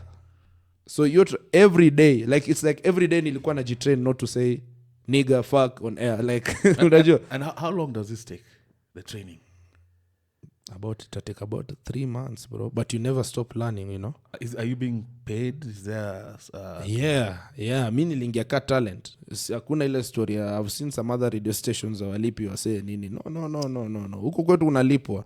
Na in as much as ukianza, especially ukianza kama una ati a crazy experience, hautalipwa ati kama OG radio presenters. Of course. Hautalipwa level ya kina G, kina Minor, kina nani. And you said something I want to touch on. OG radio presenters in the Kenyan context. Yeah. Who are they to you? Of course, G. That's a no-brainer. Yeah, Jimani 100%. Cool. Yeah. Now that I've interacted with them and I know, Minor Kageni, bro. Beast. All I'm saying, I'm deadly. Design anauza is the craziest thing about it. Like, I'm not even looking at the content sana. Venye anakuuzia, utasikia story useme fucking hell, this nigga just sold a land to me. Useme niuzia shamba juu utatoka hapo ukisikia useme oh now I know that kuna shamba fulani Kamulu inago at 2.5 but hakuisema hivyo. It wasn't that generic. Aliingiza ma relationship hapo akasema venye madem nini wananunua nini udem alinunuliwa kuna venye alafu pia yako na the honey voice. Wanaita the honey voice. Honey in terms of asali. Yes. Sauti yake ni dope. And you know what else I see there, Tony? For me also, for Maina to be where he is, boss, the consistency, work ethic. Now, radio, podcasting right now, we met at, 10 to 1 p.m. Radio, if you're doing a morning show, you're reporting what time? So kuamka, okay. So basically, because the show starts from 6 to 10, utamka, mi namkanga 4. But essentially, you have to be there by 5. This is Monday to Friday. Monday to Friday, bro. Tell that to the young people who are aspiring right now. Because, nowadays sometimes, I love Gen Z, but sometimes people need to also hear the work ethic involved in terms of you wanting to be in such a scenario. Because wake up at 4 a.m. it's not for the faint-hearted. Boss, daily. Niko na alarm 4, for 10, for 15, for 20, for... Like, every alarm inipige kwanza iniamshe ndo nijue. Yeah. But work has to be done, man. You have to put in the work. Hata sasa ukiangalia Kendrick na Drake wako na rap beef, but ukiangalia history yao, they put in the work, bro. Crazy work. Ukiangalia Drake akianza kuimba tu vile alikuwa na sound, sikuwa namtambua akiwa tu singing na of course alikuwa na rap, but I didn't rank him like that. Ukiangalia hata like our say wote wali put in the work to a place where unaambiwa perform at the biggest stage in the world. Nijua kazi yako, si juu una exist. Yes. Si juu umetoa ngoma jana, nijua catalog yako, like kuna some heavy work ulifanya. And that's why in everything you do, hata for example ukiangalia hata podcasting ama nini, anything unado, utaianza either itaanza hivi ama itaanza kama imeenda ikipik alafu ita plateau and everything. Just always remember that kazi unafanya along the way ndo ina matter. See the fact that uko number 2, 3, 4, 0. It's the work. Ni the work. Because tumeona wase wangapi waki blow up, then you come and realize that, oh shit, umse alikuwa anafanyanga hiki kitu since 2021. Unajua? Yeah. Like we've seen people blowing up, but people think it's... no one even gave a shit about you until they did. Unajua? Yeah. Like, hakuna mse alikuwa anajali kukuhusu. That's so profound. Yeah. People think guys just appear sprout. No. Guys been in the shadows. No. Working. Hey, rejection. Yeah. Doubt. Failure. Failure is so important, man. I think failure for me is my biggest superpower. All the failings I've had is what gives me the strength. All the strength that I have today. Yeah. And because you're a talented guy, but you're also a hardworking guy. How important is meshing those two things? Because again, back to if you have to wake up at 4 a.m. Every day for 5 days a week. Is it 5 days? I'm assuming it's Monday to 5. Yeah, 5 days a week. But also your industry calls for being out and about, Yeah, man. Like, kwanza, honestly, I miss the times nilikuanga tu na go out, na go crazy, because hapo ndo ina create pia stories fulani. But the work ethic goes well with the talent if you want to be great. But ukitaka tu kuwa talented guy, we've seen so many talented guys. Tumeona wase wengi mazee wakiproduce a body of work ujaiona. Hata ungejaribu how long, you can't be taught this shit. Na later on, awako anywhere, no one's talking about them, but when you remember what they did, utakuwa like, oh yeah, I remember this guy. That's why nakushow, the work is giving you the longevity. The work is what makes you stay there, or rather just be there. But talent now alone si enough. Hata ukiangalia hata futa, kuna wase walikuwa talented mbaya, but because of tu venye wako wataki kuput in the work, the extra work, kama Rashford. Man, the guy is a bit sad. When you saw Man U, did you? No, I was a diehard Arsenal fan. I kind of fell off in terms of watching football the way I was a diehard Arsenal fan. Yeah. But I'm talking about the days of Kina Wiltord, Henry, Pires, way back. Hey. Different generation. You only watch futa kitambo, boss. I wasn't even watching football at that time, man. Because me pia sikuwa na watch futa kitambo. David Seaman. Hey. Usiseme maplayer wengine. By the way, kuna mayangi za wajuu yao maplayer. Yeah. Because I was surprised that leo asubuhi, because we were talking about P-Unit on the radio. Bro, they were celebrating their 20 years juzi. I spoke to DNA this morning, actually. So, Nico, like, unajua, I realized that kuna wase P-Unit ni throwback mbaya sana kwao. Or they don't understand how integral... Hata wajui ngoma zao. And those guys were a serious wave. Hey. Hiyo ndo the wave, bro. Hiyo ndo time Kenyan music, Kenyan hip hop ilikuanga. Wasi wa TZ wanasema mazee wale wa Kenya ni wa deadly. Like wasi wa TZ wanasema by the uko Kenya wase wana. And in fact, I want to touch on the music thing a bit. But now in radio, in terms of, is it as like any other corporate in terms of, if you're showing up at 4 a.m., does it mean, are you being looked at for well, the thing about being on air is they'll always know. And if they don't, it's dope. Hope it worked for you. But kuna structures zingine deadly sana pale. Like especially this side that we are on in Radio Africa, juu kuna bado kina Maina Kageni, bado Classic wako ndani, si tuko ndani, Radio Jambo iko ndani, Homeboys of course, Kiss 100, like hizo radio zote zina work under one roof, it's under all, one umbrella. All under Patrick. Yeah. Okay. But alitoka say it's the guy was COO, is now the CEO and Martin Kafafa. So yani huko kuna structures. So hata hiyo kufika, sawa unaweza kosa kufika 5, unaweza kufika 5:30. Dope, but did you prepare? Na kama wali notice umechelewa, hapo ndongori na kama. You could unaweza kuna kaliwe, but it's you can't live like that. Where's ishi your life? Hiyo ni life ya kurisk sana. So there's a system. Bats of entertainment, and you haven't subscribed. This is blasphemy. You think I do this for free? It is your duty. Subscribe. Every other time with Eric continues. System, bro. There's hata kuapply leave, hata kunini. Leo nisipotokea wera. Ati nililewa jana. I mean, I've done it before once, but ili change life yangu forever. Ati jana tulienda Dunda, alafu asubuhi ukafika mtaani like 3 a.m. Ukasukuma kawana wanap kwa kiti. Kwa hiyo unajua hizo ulalangi kwa bed juu unaweza lala. It's risky. Hadi unaweza dunga uvae. Ulale. Unadunga like you are ukitoka ni kutoka. You can do that shit, man. Unaweza fanya. But si sustainable. Because hata usitokee hiyo one day na huku mention. Ni crazy design unaweza kuwa fired.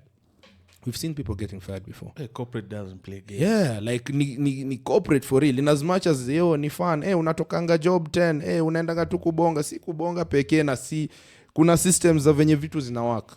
Na kama uwezi work kwa system uwezi survive huko.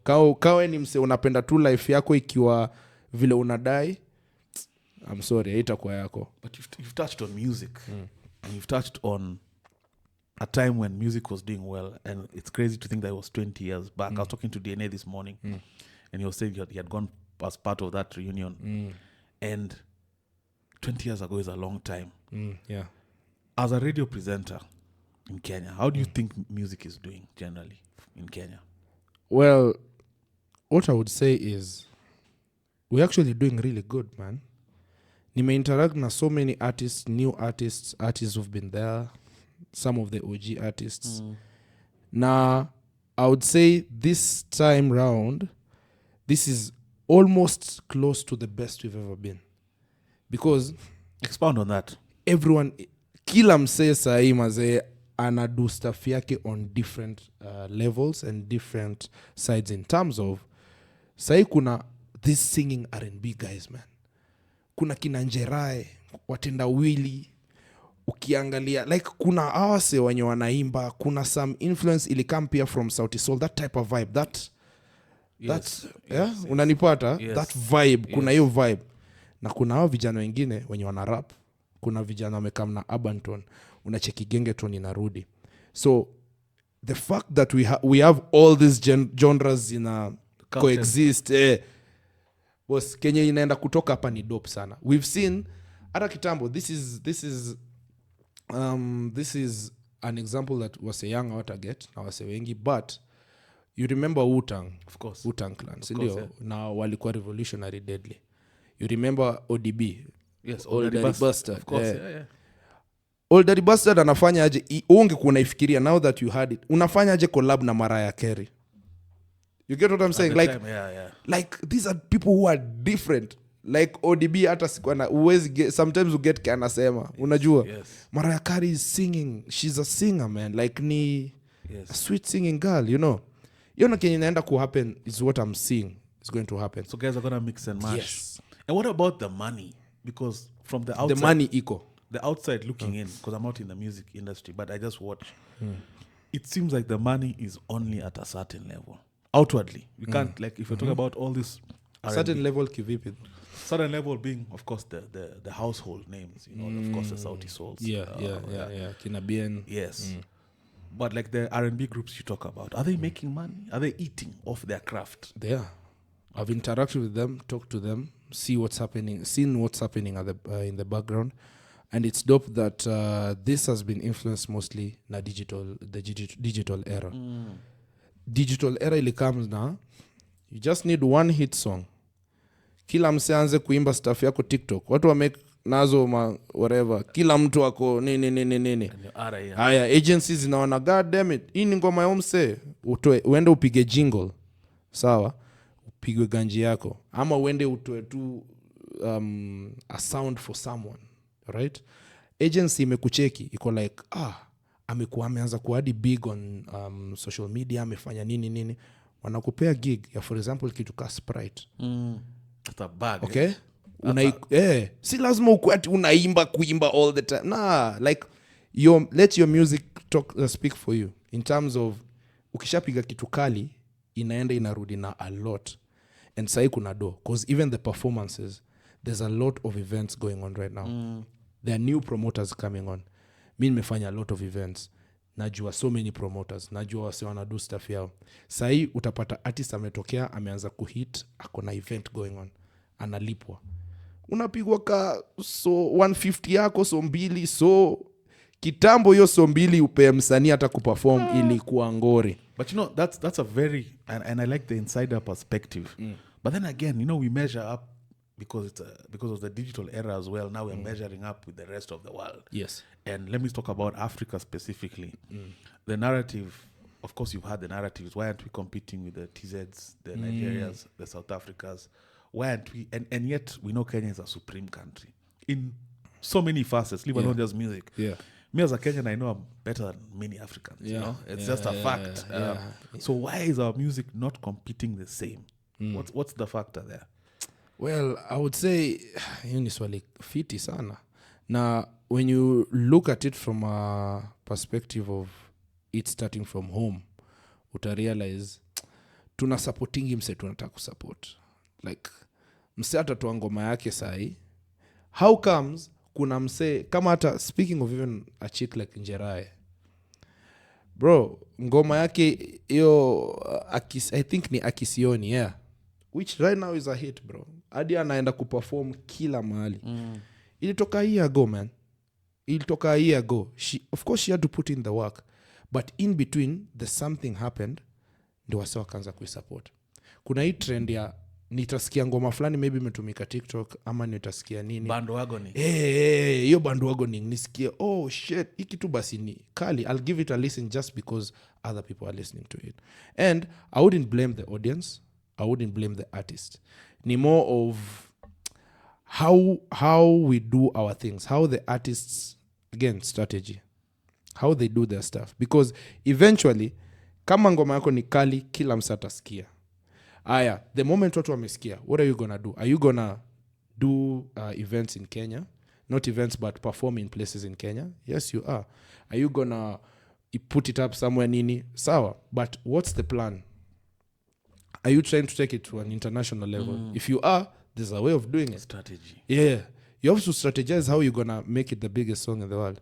Aya, a song like Mwaki, most streamed song ever in Africa. In the history of Africa. I believe so. So you mnaweza fact check.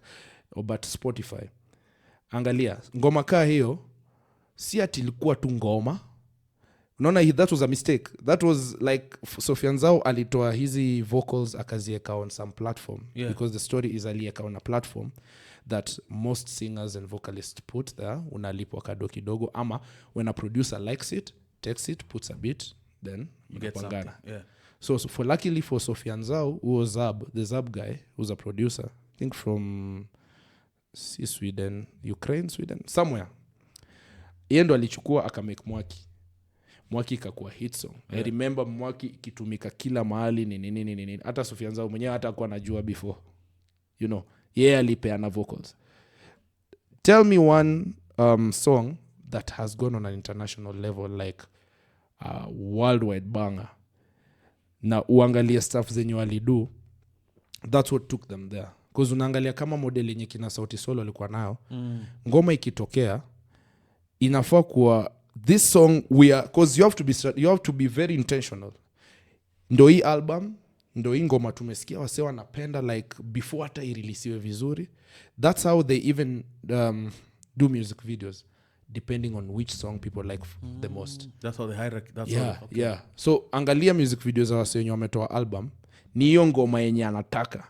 But I feel like our industry is still growing. There needs to be more of this kind of, sitaki kusema labels, because labels have fucked up niggas around. Kunafaa kuwa na,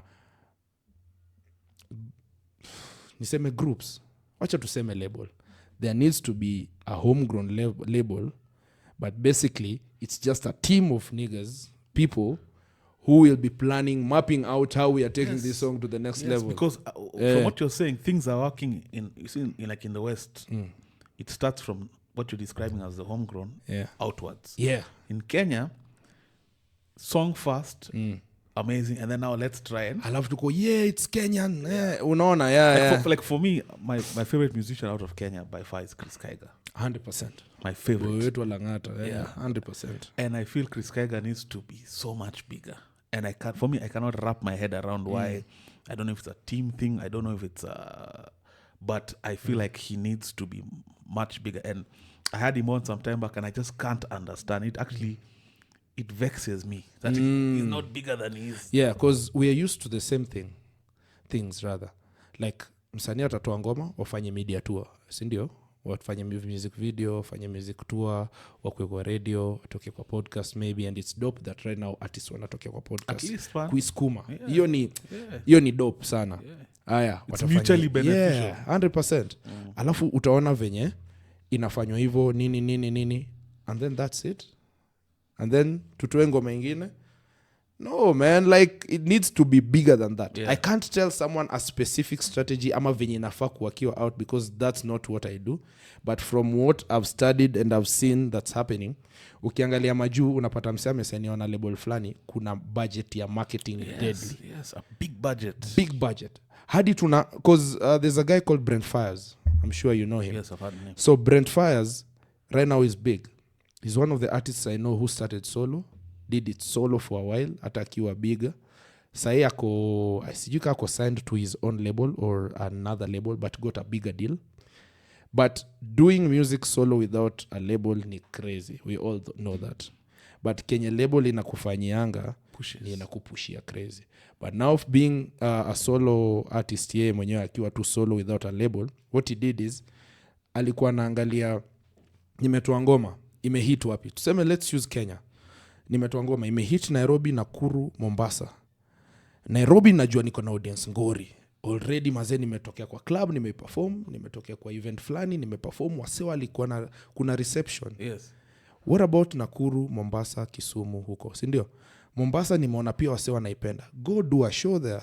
Go engage those guys, because engaging them just means that kuna hiyo story. You know the bandwagon. Yes. Kila mtu atakuwa like, "Hey, ati mnaenda nani huyo hata simjui." I might show up because he's around. And then now you built your audience further. Build toa ngoma moja, wapatie moja hata ya wase wa Coast bus. Alright? Yeah. Enda kwa wale wase wa Nax tena. Like from hii ngoma yako, angalia tu, it's all about data, man. And data itaikudanganya. Data itakushow. By the data, ukiwa the Proof ni data, bro. It's the my previous episode I had a guy called James Ayugi and he talked about data and how data is the gospel truth. But I want to switch gears now to Sandwich podcast, right? And how many co-hosts do you have? Because I thought you had 2 men, 1 lady, but you talked about 2 ladies. So how many are you in total? No, right now we are 3 guys. Just the 3 of 3 you, right? guys. Yes. Yeah. We used to have another lady. Big shout out to Joanne by there, but she left because of personal reasons. Zake. So like a lot was happening around her, which is okay. Unajua unafaa ku respect decision ya msee in terms of kama uko fiti leo ama for example leo yuko fiti. Si ndio Fox. Ayuko fiti. Shout out Fox by the Shout out man. Yeah. Ayuko fiti. Akuambia mazena feel tu life yangu nini. Again, sonda. Yana go through his complex life. Haizi kuexplainia vizuri, but atakuambia somehow siwezi fanya juu hivi kunaendelea hivi life yangu inafanya hivi. It's okay to let him go, let him do his stuff, sort his stuff. Ile siku anataka kurudi atakuambia. So the door is open. The door is open. Okay. Kushut door unashatia tu wase walitoka because walitoka na fujo. Drops mic. Msali vuruga, msali wa kuvuruga, wewe ndo unamfungia mlango. You don't close it to the guys who try and tell you yo, because si ni grown ups man. Unless ni watoi ndo tutaanza kuchachisha, but unaambia mseni aje mimi siwezi fanya hivi na ni hivi, and that's even ndo ilikuwa. It was a very very mutual thing because she even came back later on akaambia wase maze Juma fans walikuwa wamejam, mnachuja aje this is the second chick mnachuja nini second, oh shit, y'all noticed. So ni ile yani wase watakuja because your audience pia watakuambia maze they invested bana. Tuko invested, umetuletea msupa alafu kunaendaje, because soon we are doing something which is gonna be big because it's also gonna be recorded. Na tuna get dem mwingine sa kwa pod. Na hiyo ni exclusive, guys don't know. As a mainstay you had it here first on every other time. Yeah, there's something we are planning and naenda ku happen soon. Ku choose the next chick. This time we're doing it with the audience, so it's gonna be different. Like auditions. You already know. Now you thought outside the box. Sindio? Strategy once again. But you're 3 guys. You guys are 3 guys, yeah. And you're the vision bearer. And as a vision bearer, right? How do you keep? Because men, egos, different speeds of doing things, different visions, personal visions for what my role in this specific podcast and my own personal trajectory around this.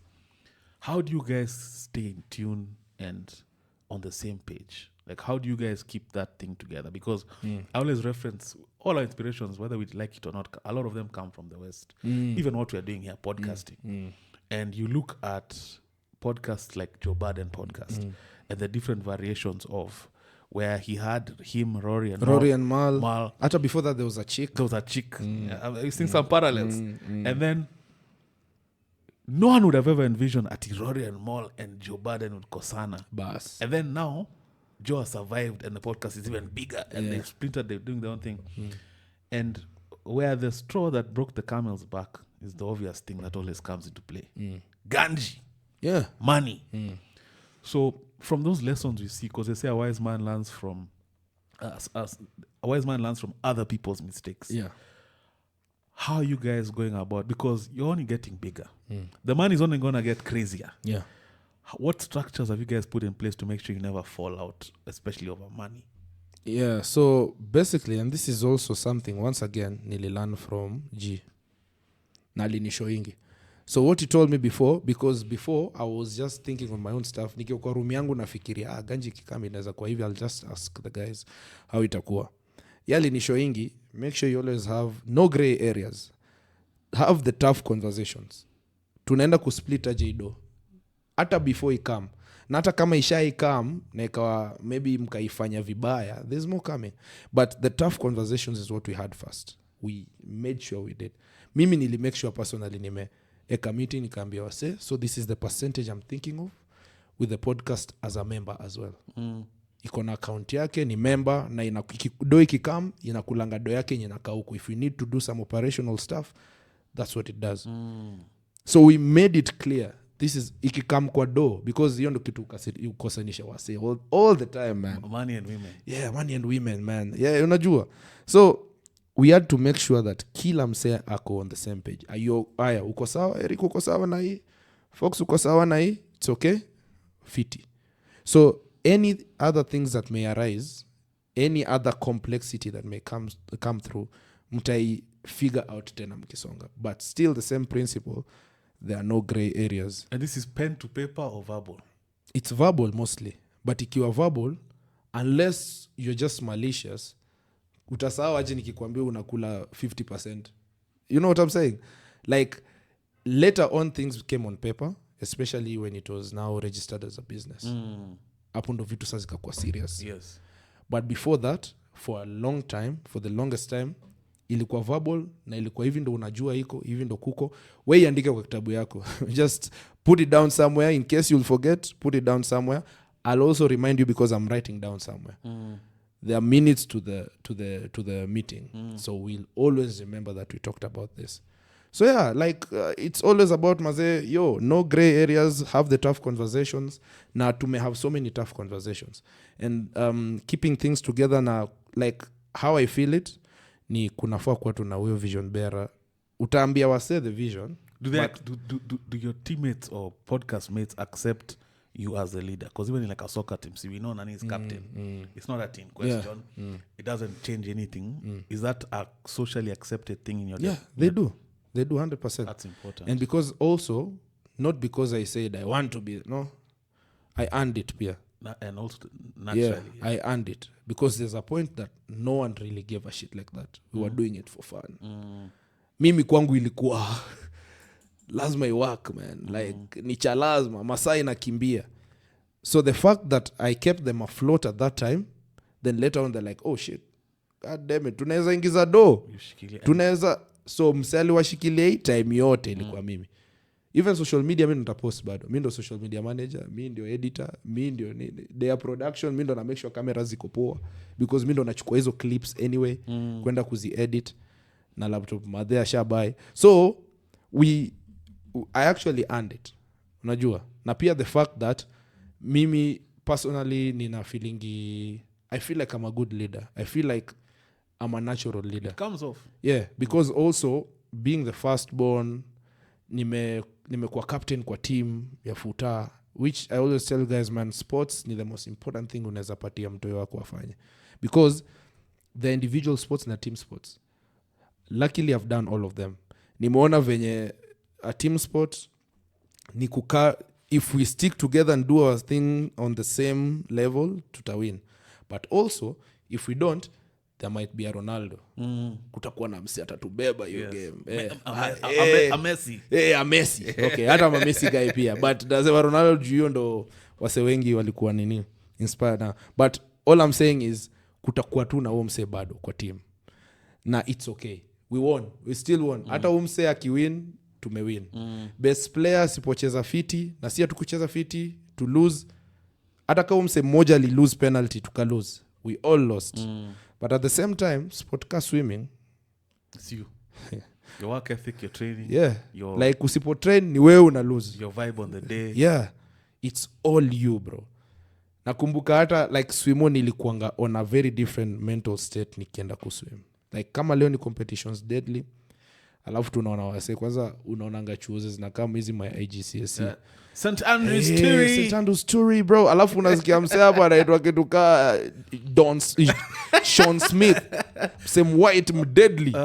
Michael Phelps' cousin. Oh my God. Muna cheesy. Sasa imagine uko kwa hiyo mental state ya unajua umse yako kwa event yangu, umse yako kwa tunaenda the same event. We are competing on the same kwa board yako tu lane kando yangu. If you know you trained vizuri, umeangalia umeona pia time yake ni fiti ka yako, what makes a difference tu ni mental state yako hapo kwa maji. Composure. Hiyo composure. Usi fuck up your stroke. Just be cool. Ukiona na kuacha, ongeza more momentum but maintain the stroke to maintain the kila kitu. So luckily kuna hiyo side yangu ya life yenye nilikuwa nimedeal na sports. So on the team sport pia nina understand that kunafaa kuwa na captain anasema majamaa ni hivi ndo kuko. hivi ndo ina work. So kama utaki unajua utago aje against the captain hivyo, like we are playing once game, one sport. Yes. And on one side. Yeah, so it's either when your opponent ama uko kwa team Player. Ni hivyo tu. So you guys are on the same page. Si tuko same team, same page. Maybe msea akona vitu zake zingine anafikiria that you don't know, and you may never know until your day. But so far so good, tuko on the same team na kuna avenue ya tell me how you feel. Najua hakuna ati ukiongea tunakusha, no. Ka una feel kitu inago vibaya uiseme sahi, usianze kujam na kufanya vitu behind our back. Say it. It's very clear. So yeah, mimi nilikuja from sports, nilikuja ku learn how things can work with a team. Now let's talk about the sandwich. The sandwich side of the podcast. Yeah. Talk about that. The meaning. Of course, the meaning. The everything. I think anyone who's watching probably knows the meaning. And I'm keeping it like this. I'm keeping it sandwich because you have a corporate job, of course. So, yeah. So, I mean, in fact, the name, once again, big shout out to Owen, came from How I Met Your Mother, if you've watched it. Oh, yes. Yeah, they usually say, we just had a sandwich. It just means, you know. While giggling. Yeah, like, even though you could now, big shout out to Owen because that was his idea. Yendo alitema hii jina by the inaweza make. Na we actually gave ourselves time. Na wase walikuwa wengi wenye walikuwa kwa hii podcast, about 8 guys, bro. Kila mtu anataka. So but ikafika point wengine unaona wako dedicated, mwingine akuji. You know, I saw some crowded episodes. You guys used to show in your face that you are not happy at how people are taking this thing. Like in terms of even the vibe there. Yeah. I could see you were frustrated with like, guys, we're podding. We're not just podcast, man. Yeah, man. Yeah, like ni serious. Unajua, like atujibambi tu. Yeah, so like eventually tweaka morph down into whatever it is right now. But hiyo ndo jina ilikama ya kwanza. Of course, courtesy of... Hope you're enjoying this episode so far. I just wanted to mention that this episode is brought to you by Grace Stays. Grace Stays is your solution for any travel down south. If you're going to Diani, I want you to think Grace Stays. For all your travel solutions in Diani, if you're looking at accommodation, if you're looking at expeditions, different packages, looking for homestay, if you're looking for private chef, they have the best deals, the best packages for you. If you're thinking Diani, I want you to think Grace Stays. We're going to be putting up all their details on the screen right now. This episode is proudly brought to you by Grace Stays. Amazing product, amazing people. Every Other Time with Eric, proudly sponsored by. Back to the episode. Owen, bad boy Owen. Are you all sandwich connoisseurs? Like you guys all enjoy? Yeah, except Nyamita. Nyamita ndo he doesn't do the sandwich. But even personally, I'm taking it easy squeezy. Because of obviously now having a baby in the house. Yeah, there's that, but also kuna to the fact that I may do it as a reward. Not do it before I do something. Ama during. Not wake up and have a sandwich. No. Maliza kwanza hiyo shughuli. Because kitambo ilikuwa hivyo. Ilikuwa like, hey, I need the vibe. I need the... Unajua. But for me, I'm different. The moment I take the sandwich, niko na hii introverted self of mine that I really love my space, bro. When and a sandwich I had from a friend in the past, a sandwich could really take you to like, you can really end up loving that introspective state. And it can easily become a crutch for going about your dailies. I have friends who are kind of now stuck in a certain stage of life because they want to have a sandwich before each and every small thing. I'm going to the shop. Yep. I'm going to town. I'm going to eat. Sasa kuna tabato wezi kula. You can't eat. You can't watch TV because you cannot enjoy anything. And of course, there's a danger to that. So when you talk about how for you it's a reward kind of thing. Like I made it that way. I conquered it first because kitambo I used to be the guy who sasa huyo mse. Kwanza in fact when I just wake up rolka moja hapo we can make very fast. In fact nipigie beshi yangu wewe ushaamka so upitie hapa hivi kejani just after my parents when we leave the house. So like cause si kitu ati nilikuwa nimeanza kitambo hivyo, like it was just when I was out of form 4, like 3 months maybe in something when I joined uni, because there's a guy of mine Moyalini introduced us like tukiwa uni, because uni ma class zimebounce nini first year nilikuwa UON electrical engineering, na kwanza huko ndo wanapateka mbaya so unasikia tu check tupitie hivi twende hivi Ngara hapo tu, sawa twende Ngara, yeah. So hivyo ndo ilikuwa, but now how I've made it, so ikafika point yenye I really loved it yenye lazima tu ni leo siku ikiisha hata kichwa inaweza niuma, but then ikafika point sasa nikaanza kuambia wase check mizi ni last days zangu, naacha yeah, msee kuna venye eventually I did, but nika realize for me I usually tell people the things I'm gonna do before I do. Unaona kitu hey, don't tell people your plans. I think it's hogwash. I think it's bullshit. It's bullshit, dog. Because you're giving people power. Kwani you have some kwani so utadu? Like I believe it's bullshit. Nikiamua leo naenda kulala kwa barabara uchi. I know it's the worst example. My girl tells me why kwa the worst examples, but nikitaka kwenda kulala kwa barabara uchi nikikwambia utadu? There's nothing. Utaniduia nini kwani unless unishike but I was just telling you as a by the way, I'm not asking. I'm just telling you. Hey. I share that sentiment around sometimes when a very good friend of mine, shout out Sajid, Coffee Pump podcast, saying how, don't share your dreams, you you guy. My dreams are mine. Yeah. Try to stop me then. In fact, it's an motivate unajua. Yeah, but I feel like because mini huyo mse, I'll tell you before even the podcast started, when we just started a conversation with the guys, nini tukajua jina, and hata before hata jina, I used to tell my guys at home, man, tukicheza FIFA, but I think unajua tunataka kuanzisha stuff ingine inaitwa podcast, bro. The guys are like, sawa, I mean, all the best, anzisha, man. Another day, by the way, unajua, hii stuff itakaa fiti. Mimi sasa nimei-envision nawaambia mazee itakaa hivi, na ngoja tukue na makamera, mic, nishaangalia prices, manini, bado ijaanza though. The guys are like, dope, anza.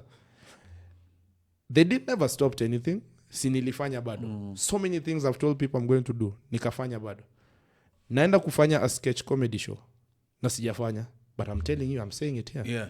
You know what I'm saying? And no one has some magical powers. Also in Africa, we live. Kwani utaenda ushago ni roge si happen, then do it, But I feel like for me, there's power in saying it to you speak to the universe, speak it into existence. Iseme. So nikinyamaza najiambianga kijani ama naandika. I mean, it's a dope concept. So many people may work for them, but not me, and maybe many other people. Hata wewe niko sure ni hivyo. Like I spoke about this before, during, now. Like, and when I say before, I'm talking about years. Yeah, my wife can bear me witness. But now being at I hope you still have time because I still have a few places I want to go. Yeah, let's go. Being nowadays, the way the world is set up, social commentary, podcasting, media space is kind of intertwined with everything life. We saw in the West, Juicy Trump, for him to win, he had to go on some major podcasts. Yeah, alikuwa Joe Rogan. Yeah. Theo Von. Theo Von, yeah. Imagine. Yeah. So, and we're moving the same direction. Kina Ruto are going to have to pitia. 2027? Wanapitia. They'll be on sandwich. They'll come to every other time. I don't know. And them being there is not because you're there to put them to task on behalf of your audience. Yeah. Because they trust you. Yeah. Now, last year a lot happened, Ben. We had a movement that we thought was going to change things, right? Mandamano, that famous 25th. I mean, still stopped the finance bill. It did. It did something. It did. Yeah. But I tend to feel like things have almost gone back to normal. Maybe even worse. Yeah, because now they even know better. In fact, niliona juzi they're trying to put up laws to stop mandamano, like demonstrations. Really? Yeah. They wanna but it'll stop you on a court. Hey, that would be now wild. You can imagine that's what is happening right now.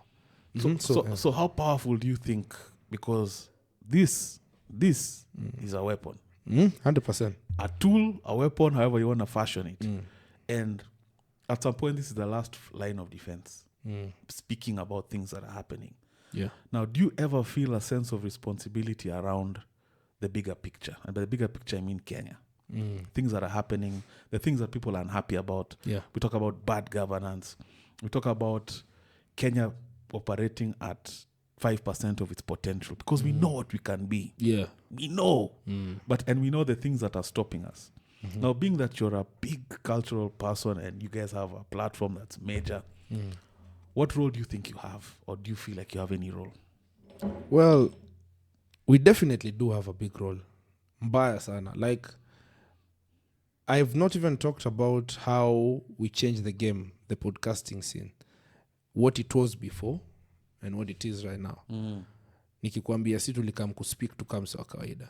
Made so many young people like see that it's possible. Because kitambo, most of the utapata mostly ilikuwa guys who are from radio. You know, like ma radio presenter, manini, like wase wanaweza bonga fiti, fluently, ama mse anaweza. Sisi tulikam na a new style and it worked because guys loved it because finally someone is speaking like a Kenyan. Na wakawa right now. So many young people started podcasts. So many podcasts started because they saw what we did. But even the ones that are at the top right now, like Nasisi huko juu, zilianza of course after. Inspiration too. Yeah, and the role that we already tumefanya industry kaka hivyo. Big role. Spotify walikam na do, wakapeana do Kenya. Africa, basically. When they just started, because now the whole thing is, because I even went to SA. The first time I ever went on a plane, I went to SA. Na ilikuwa juu ya Spotify. Si juu ya mzazi ama nini. Mi sikuwa nimepanda ndege, bro. The first one ilikuwa ni international one. So your skill set. Exactly. Spotify walini fly out. Tukaenda SA for Africa Day. Nikamit other international guys. Hadi ma artists, manini. Ilikuwa different. Mi nilikuwa na dream. Hata sahi, ukanikumbusha, ukaniambia kuhusu your time, I feel like it was a dream. Sisikiangi ni kama nilienda. Right? Aya. Just iangalia tu hivyo tu songa, just walk with me. Aya, tukafika point yenye Spotify sa your time, wakarushia wase do. They came with $100,000 ya kupatia about 8 or 10 podcasts in Africa. Na bro, hii ni main office. The main like Spotify. Easy at Spotify, Africa, Kenya. No. Hii imetoka huko kasema, let's feed the kids in Africa. Okay, I'm joking, but like, turushe huko kakitu, unajua. So, and it was more of to encourage you guys to continue doing what you're doing. Because eventually, of course, hata wana make do yao through wase kusikia. Yes. So it was a way of giving back to tell you, because you even had to write a proposal. Useme ni aje, mi nitabai hii, nitabai mic, nitabai camera, nitabai nini, nitalipa wase, and all that. We did all that, got some money.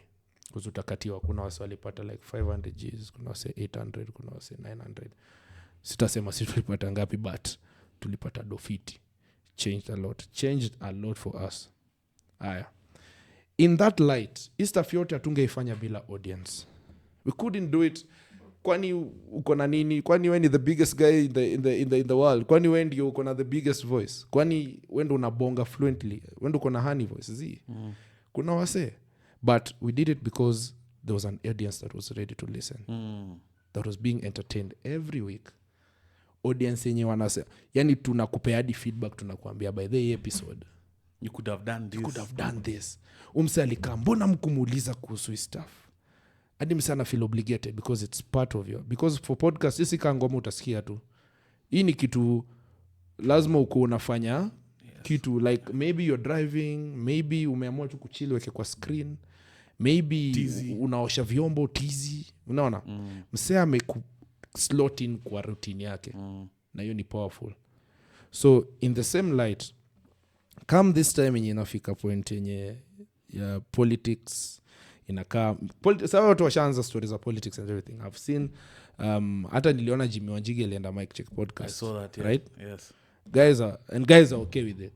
And the fact that you've seen that, and they're forced to be okay with it. This is culture. Yeah. And it's not like I'm saying, well, sisi leo tuko Azimio. No. It's just, umse mnaona anajieka mbele yenyu, anataka kuwaambia that mumpatie kura. Ndio nimemleta. Si the youth ndo wako wengi. Yes. Youth ndo wako na hiyo power. Ndo wanaweza change. And you speak their language. Na una speak language yao. Atakama hapo muulize. Ndo it's like, let's say it was live. Like we've done like 4 live recordings. ma live shows za podcast yetu. You will teach me about that. Definitely tutaongea. Yeah. Tumeifanya kitu kama hiyo. Now it being a podcast in a studio is the same thing. Kuna audience. Nikaa tu angekuwa vile producer hapo Fox ameka. The feedback loop is live. Ni live. Ndo huyu. So that's what it does. Tunakuuliza maswali zenye hata sisi kama youth tungetaka kuuliza anyone. Unaona? Wewe uko hapo unataka kuulizwa maswali. Hatujasema ati sisi tunakusupport kazi safi. No. In fact, that's the angle zenye me always zakuwa na take. I can never support a politician ati mbele ya wasee tu hivyo ati anakam kuomba kura. No. I may support a politician in public because I wanna. Because me na believe you're true. Mimi kama Kibz mimi si ati this is what I'm telling guys to do. No. Mimi nitakwambia na support ujamaa. Hata kikuja kufanya some heinous stuff, you had a vote as equal as mine. Haizi kwa mimi ndo surely mimi sikumweka hapo. I did, but you also had the chance of giving it to someone else. I never influenced anyone to vote. I never influenced anyone to do something. Because that year, 2022, just before the elections, there's an NGO that approached us. With a bag? Mbaya sana. Bag mzuri. So NGO, what they were doing, they wanted us to tell guys about their civic rights. So wewe tukuambie wewe uko na right ya kupiga kura na uko na right ya kupea msee wote kura yako. Not to support not this select AOB. Exactly. Okay. Why you didn't take the bag? We did. Oh, God, we did. And it was a matter of we might say who we support. But hiyo ni mimi. And I'm telling someone at the end of the day, cheki, mimi juna support umsa imanishi nyimo msupport. Wewe uko na chance yako. Make sure you look at the manifesto. It was part of the campaign. We tell you, look at the manifesto. Look at what they're gonna do. I mean, ni kama amekukatia, nikawe ni dem. Maze hiyo time ya politicians sisi sote ni watu tunakatiwa. Unaona? Ndio maana kuna hadi manifesto. Anakuambia the guys will do this. Tulembo stories za laptops na tablets. Si tuliikunywa. Vibaya sana. Mimi sikuona. They're like 4 or 5. Exactly. You know what I'm saying? Yeah. So every time ikitu ina happen, wewe watu hao ni wase wanakuvibe. Na responsibility yetu ni kuambia wase, cheki. Umse ana come hapa next week. Tumeni hadi maswali zenyu. Tumuulize. Because you can't talk to him akiwa kwa TV, but you can talk to him akiwa kwa podcast yangu. That's the role we play. We can be the avenues that will actually show guys, or rather give guys an opportunity to air what they feel. So your role yetu ni kubwa. Na tuko ready kuichukua. Most of the time utapata backlash. Utapata msasa sema this guy killed sijui nani ama alifanya nini, did some crimes, did nini, alikuja kwetu akabomoa nyumba fulani ama mama fulani akafanya nini. Sijasema mumchague. And there are no angels in politics. Let's also remember politics that. Ni game chafu mbaya. Hii siasa safi yenye wanasemanga, rarely do we see siasa safi. You know. And the thing is, ndo huyu hapa. Sijamleta kusema mumchague. Nimemleta muamue. Are you gonna choose him or not? Ni kama ingekuwa ni interview msee nimuulize. Nikaa interview ya job. Nikuulize maswali fulani. Sijakuja kusema wewe ndo the right guy for the job. No, I'm just probing you and the public is watching. Na the fact that wale walituma maswali kwa comments kwa nini tuna interact nayo. Sandwich Podcast, we have 100 million shillings for you. Shika, I want you to support the current president. Siwezi. Siwezi support the president. I'm just saying hiyo pesa ni kidogo sana. You're not for sale. Basically you're trying to unataka nijiuze. Kuna kila mtu akona price tag. So 100 million is not the money. So for you're saying it's 300 million. No, not really. Not really. But I'm just saying. You want it in dollars? I want it in dollars, dog. Like nataka ikue hata because of course atakuja afanye whatever na do, ataumiza wasee, atafanya nini. I mean other people's lives mazee ina matter, man. Like the fact that all him support ukajaribu kumpaint with different na ukakuja kufanya nini, already we pia ni enemy. Look at KRG. Guys they just fell off because of such decisions. Na unaona. And at the time it might feel like the wisest for you and yours, but the ramifications are that you cannot be public persona the way you were before because exactly. you lost all like inaisha basically uliuza kila kitu out. That money was given to take now what you have with the public. You sold your soul, yeah. Ulisell soul yako. Na nakwambia sitaifanya. I won't take it. But not that I won't take it hivyo. Ndakuwa like no man. The thing is there's other ways of doing this thing. Like if you wanna pay someone be different not kukusupport ama tuseme tu kukuendorse tu, it has to be for the right reason. Na kama unachukua hiyo do, chukua ukisema najua, chukua ukufe nayo basi, but unajua backlash inakam. But die nice stuff, just die with it then.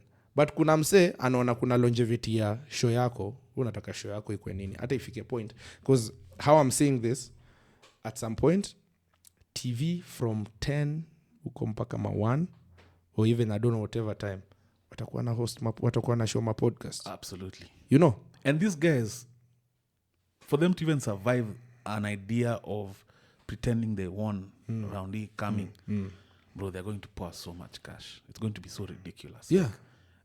Cash itamwagwa. So na kuna wase watachukua, kuna wase watachukua. Mi kuna vitu zangu nafanya. Mi najua kenye hii inaenda kumorph into. I have my vision. The moment ido inakam, so inakuanga either uchague ile vision isonge hivyo ama uchukue ido ufanye kitu nyingine, because the vision can never be the same if you took that money. I love that. Haiwezi kuwa the same. Ushapata do, why do I mbona nifike huko mwisho? Nishafika. Like we saw guys during maandamano being t-shirt with 2M and they immediately lost the plot. Exactly. Now as we land the plane, I love it. Journey pilot. Yeah. Like, this is a cockpit, This is a view by night. This is a 767. This is a glare shield panel. That's the overhead panel, of course. So my two passions in one. So all these buttons unajua kezinadu for this specific, well, not this specific, like usually in a plane ukika hivi na hizo buttons zote you have to. But I always, so that we don't seem like astronauts, I always make it seem like the way you learn how to use your phone within no time. It's just your phone. Hiyo ni analogy fit. Yeah. So when I enter the cockpit, I mean, I know where everything is, but it's because I was trained, I saw mad. But at some point, it's just second nature. The first time, of course, a new aircraft, even for us, when you enter a new aircraft, it's like, okay. Do you have like a manual? Yeah, we have manuals. Yeah. Oh. And of course, because of tech now, we also have, because now all our manuals are on an iPad. It's not like before you'd have to go to a library. So even if I'm in doubt about a specific thing or how to reset something, I just cross-check. I just remove my iPad, quickly. So it's complex, but it's not. Flying is... But I mean, once you get used to it, utakuwa unajua mali button ziko. Sika sisi unaweza finya button ufungue mlango. Ishtuke or something like that, man. But as we land the plane, first of all, you're giving me exactly what I wanted and more. You're a deep guy. I suspected so from watching you, like this guy. As we land the plane, who inspires you? And I'm talking about, let's keep it all facets. Let's break it down into just life, entertainment, that's podcasting, and just vision bearing. Yani. Like who, and this doesn't have to be Kenyan, it can be Kenyan world over. Like who do you look up to? Yani? Okay, so sorry. Kuna mseme try kunicall lakini ameshindwa. So there are so many people. Acha nianze na Kenya. I love the fact that you've actually separated them. And for me, the main thing, end goal malikeni nataka kufuana kudu na kufanya ni ku end up with my own production company that does my own ideas, does my own stuff, does business out there, right? Now, it's because of how also the world is set up. But when I tell you my inspirations ni mseka Dave Chappelle. That's why I'm going to do a sketch show. Awesome. Dave Chappelle. Dave Chappelle, man, best to ever do it, man. Favorite sketch? Kuna hile there are so many. Hata siwezi kuchagulia, but there's the one for me. like the Nigga lover. Yeah. 100%. Alafu pia kuna the one that they did the trading spouses.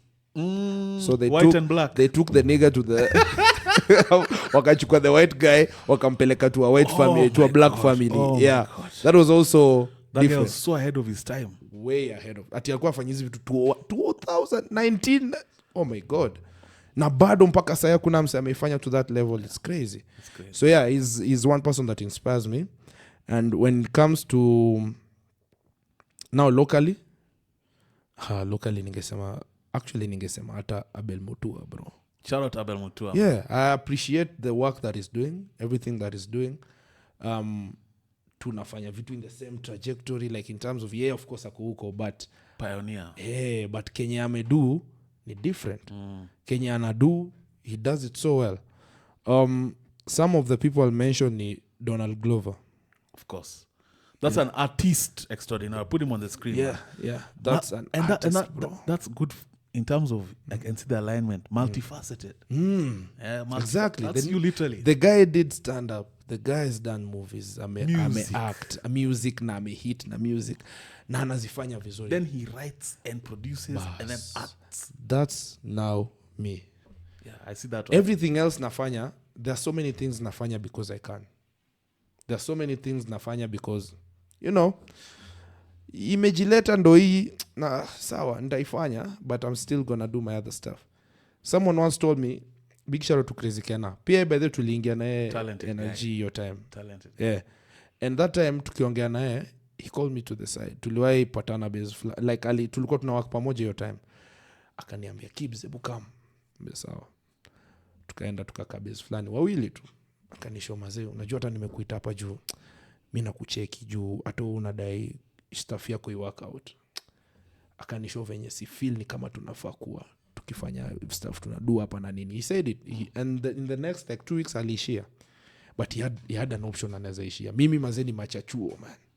But the thing that we talked about ni hadi akaniambia venye focus na stuff moja, then take it to the next level. Usonge nayo, usifanye vitu mob wase wengi wao make it wakifanya vitu mob. Kaambia acha ufala. Mi niko different, nitaifanya different. It's worked for him na imesonga na imeenda. Si ndio? The thing is, this other thing that I'm doing, it's a machine that takes time. Ni machine yenye nitakuwa sasa nimefind zile vitu zenye najua zinataka zikimbie. Na life yangu ni crazy because nakuanga busy sana, like nakuanga vitu mob nafanya.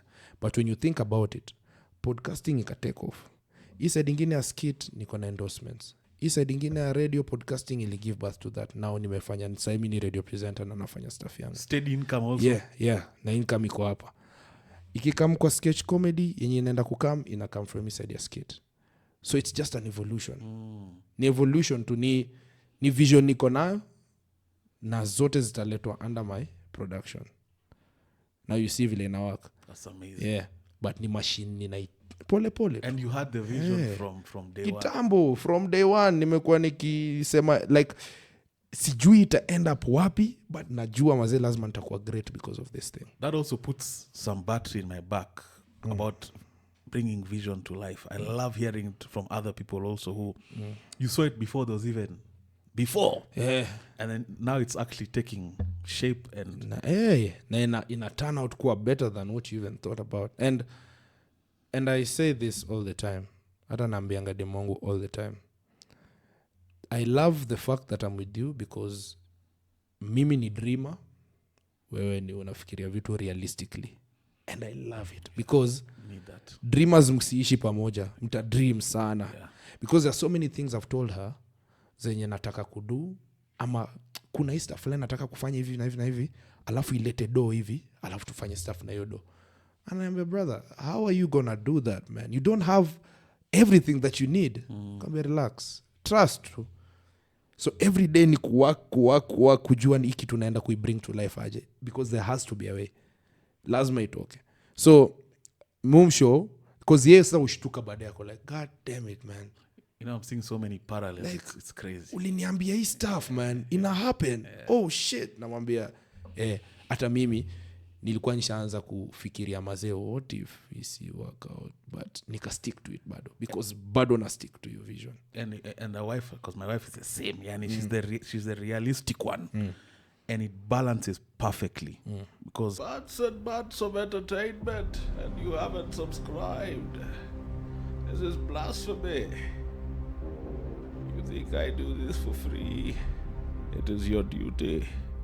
Subscribe. Every other time with Eric continues. I'll take the risks, but I'll also have the soundness to understand the risk I'm taking. Yeah. Because of the things she tells me about. And you need that. Because guys can just fly. Naweza uza hata shamba huko niende kuweka studio. Unajua like I'll sell my car. Hey, after about such. Like nitafanya stuff yangu, nitasell kani ninunue equipment zote nianzishe ninunue hata apartment nifanye nini. You know what I'm saying? Like naweza fanya hiyo stuff yote and bringing a vision to life. Sitaki kuwa hata blasphemous ama nini, but we are the image of God. Nika God. You are God who bring something to life. Ni vile su wase wengi waionangi hivyo, but the moment you start seeing that, magician leo kipull off kitu yao ni tricks, but the prophets wale wenye walikuanga kwa Bible wanafanya stuff, ama Jesus kufanya stuff, ama God kusema let there be light, hao ni wasanii. Kuna msee ameandika ngoma, kwani nani alikupea hiyo ngoma? Where did you ulisoma wapi ama ulicopy wapi? You know, it's all God given. It's hata si hapa it's somewhere. Mazee ni God. Stuff yote unadu, mimi hata the skits that we do, some of them zingine utapata zilikuwa zimefanywa, zingine wanasemanga there's nothing under the sun, but there's something utaandika hivi ufanye I blow the whole world, man. Waseme unajua like not like us, Kendrick, Drake, awase wote, the kind of music in as much as pia wako na writers and everything, when they were grinding the things they were doing, unajua sahi because of time, because of the position that you are, complexity of what you're doing, you need also guys around who are also artists. Yes. Pia hao ni wasanii kivyao, you need that team, na hivyo ndo utamake it. No, like si hata kumake it, but kufanya kitu on a larger scale na itoke bado na the same na good quality. But when you think about it, even music, what do you mean ati kuna tune what do you mean ati kuna stuff imetokea ina sound poa hivi na naisikia every day? You know what I'm saying? Like you need. So God is someone you believe in God. Me na believe in God 100%. Na believe in God, bro. I'm with you there, man. Yeah. Because kuna vitu mingi mazezi who happen na kuanga like see me, man. No, it can't be me.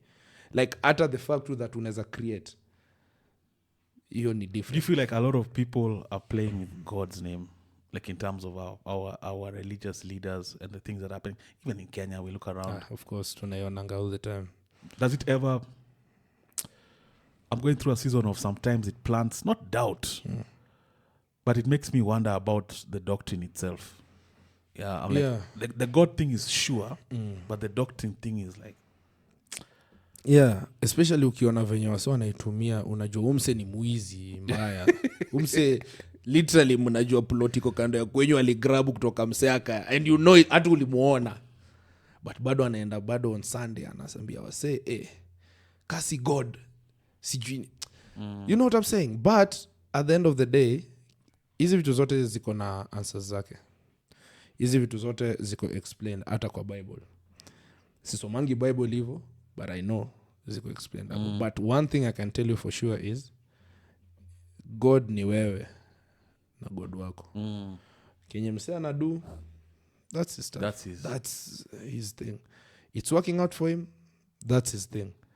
But you being honest to yourself na kufanya stuff yako tu kiwewe, like unajua mi na believe in righteousness juu najua sitaki kufanyia msee kitu mbaya juu hata ikitani hapenia. Bado kitu mbaya inaweza kukuhapenia.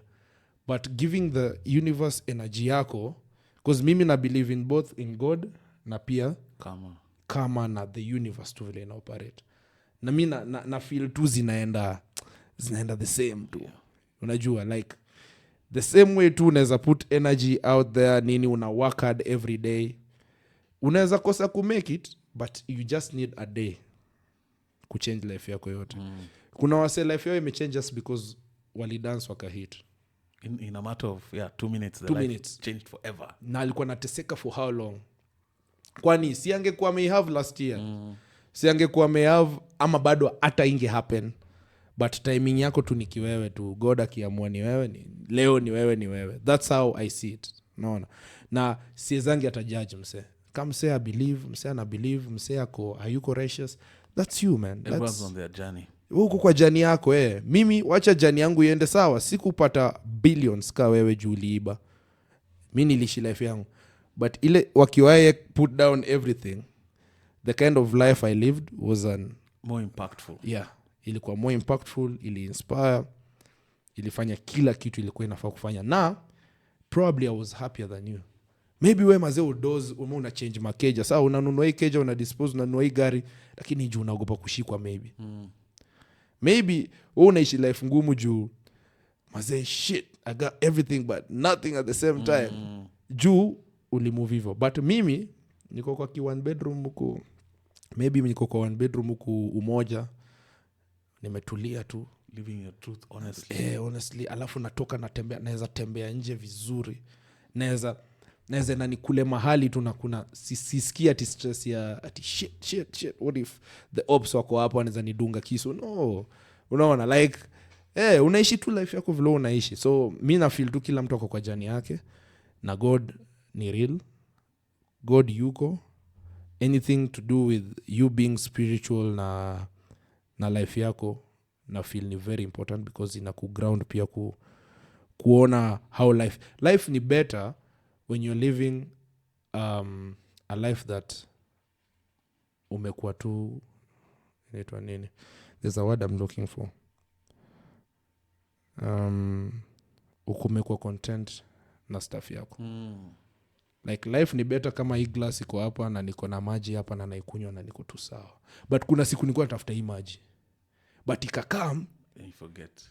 Unasahau that shit, but inaanza kwa the norm. Life yako iko better out of nowhere all of a sudden, but you work on it. So I believe to kila mse yako kwa jani yake man. Deep stuff. Now the last segment now as we close, it's called a quick fire segment. So you say one word about the person I name. If you want to briefly describe, you may, but try to keep it one word. Think about it and make sure, because it's one word, you're describing someone. So I'm going to start with, we've talked about him, but I want to hear you encapsulate him in one word. Jimani. Inspiration. Inspirational. Yeah. That captures it well. Charlemagne the God. Visionary, man. Yeah, I'd give him that. Unataka ni explain? You may. Like, in as much as wase wanaona umse ubonga vitu saa zingine wild, crazy and everything, he's known that's working. He's known that this is working. Akona network, a podcast network called the Black Effect. Black Effect, yes. Yeah. Some of the big podcasts we know, hadi kina Drink Champs, ziko under that, man. But for him to even have that and these under that, he knew what he had to do. He had to outstand. He had to be different. He had to do his stuff, man. Like, yeah, he's, for me, ningesema visionary. Now, this one is a group, Sauti Sol. So I don't know if that's the word I can use. Nikuata kusema pioneers. Like, pioneers is the word I would use because what they did, kumekuwa na so many groups, kumekuwa na so many boy bands, kumekuwa na so many whatever. What to break up, what to do their stuff.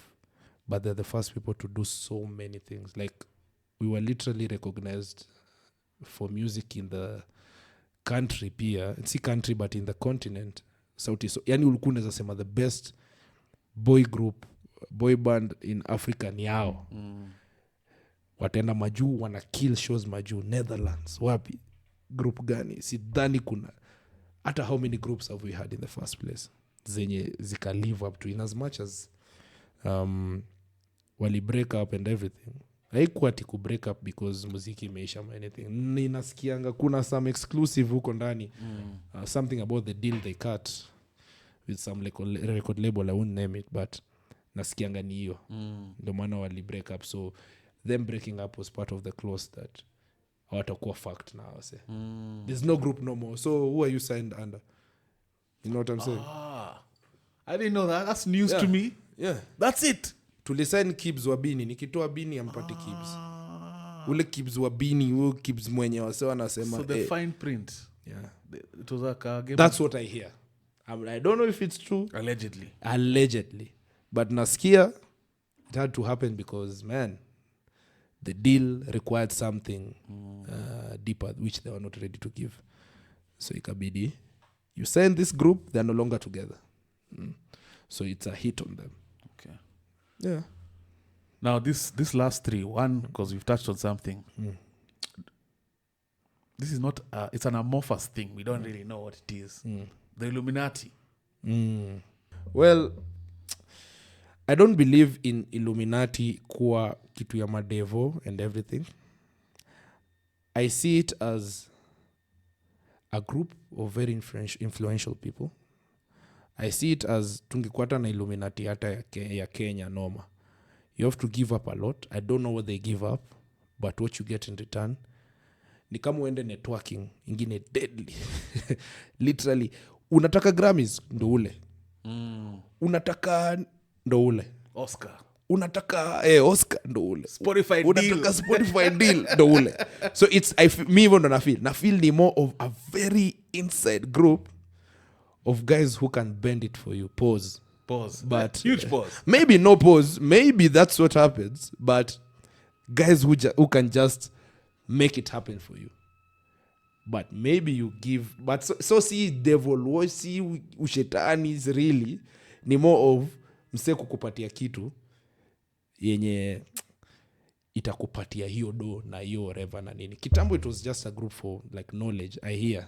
Nasikia kitambo Illuminati. Yeah, origin ilikuwa tu wase wako na hiyo knowledge and but think about it. Same thing. Guys who have knowledge in the industry, guys who know how to hit it. Guys who know okay, unataka hii nini sawa, toa ngoma nini tutapush hivi na nini ama fine ama whatever way they do. So what was the word you used? You described perfectly. But what was the word you used for Illuminati? Me? Yeah, what was the word you used? The original word. For Illuminati? Yeah. Because you've described it. But remember, this was a quick fire one word. Oh, shit. So that was, I thought you were just asking about it. So Illuminati. Risky. Nice. I would never have guessed that if I was given even 10 chances. Yeah, risky. Same thing nime describe tu.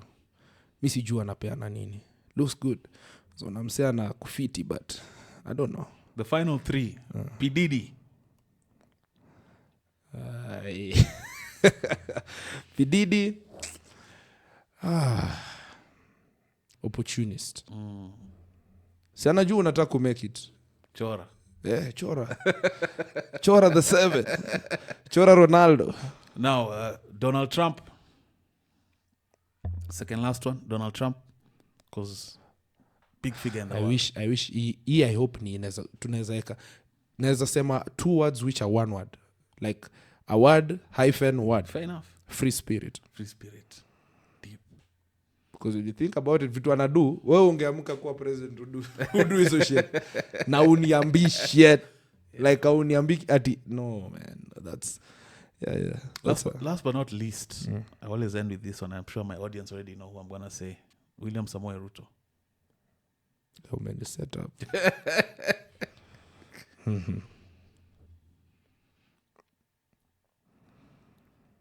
Hustler. And I say hivyo because no matter what happens, no matter nini, nyi mjue tu alidoingi ndo I make it. Manga alianza na story ya kuku nini chicken seller. Sasa amefika point yenye ashaipata na ashafanya hizi stuff zote, but still anataka bado hile ya kina Biden. Bro, mimi nakushow prezo wetu angeza kuata kungekuwa na kitu ka king of the world, president of the world, ange aim for your stuff. Try, yeah? Ange hustle up, man. Amefanya some things which allegedly watu wanasema amefanya vitu zingine nini. We've seen the things that are happening, we've seen him behind the scenes na nini, but hizi vitu zote mazezi kwa power na pia wadingine bado ni strategic. Jua kuna kitu amedu like awase wote wako na hizo words zenye mingi za kwa describe. Jua amedu vitu more, but mimi ningekwambia tu the hustle iko na kila kitu ndani. The hustle is real. The hustle is real, man. It doesn't matter kama kuna msa ana hustle so bad, it doesn't matter kana inabidi akuchukue everything from you. Ladies and gentlemen, Tonio KIbz, a legend, a living legend. Thank you, man. People say I throw that word, but now you're a living legend, multifaceted, sandwich podcast, radio presenter, actor, visionary, vision bearer, hardworking guy, strategic. Thank you, man. Father.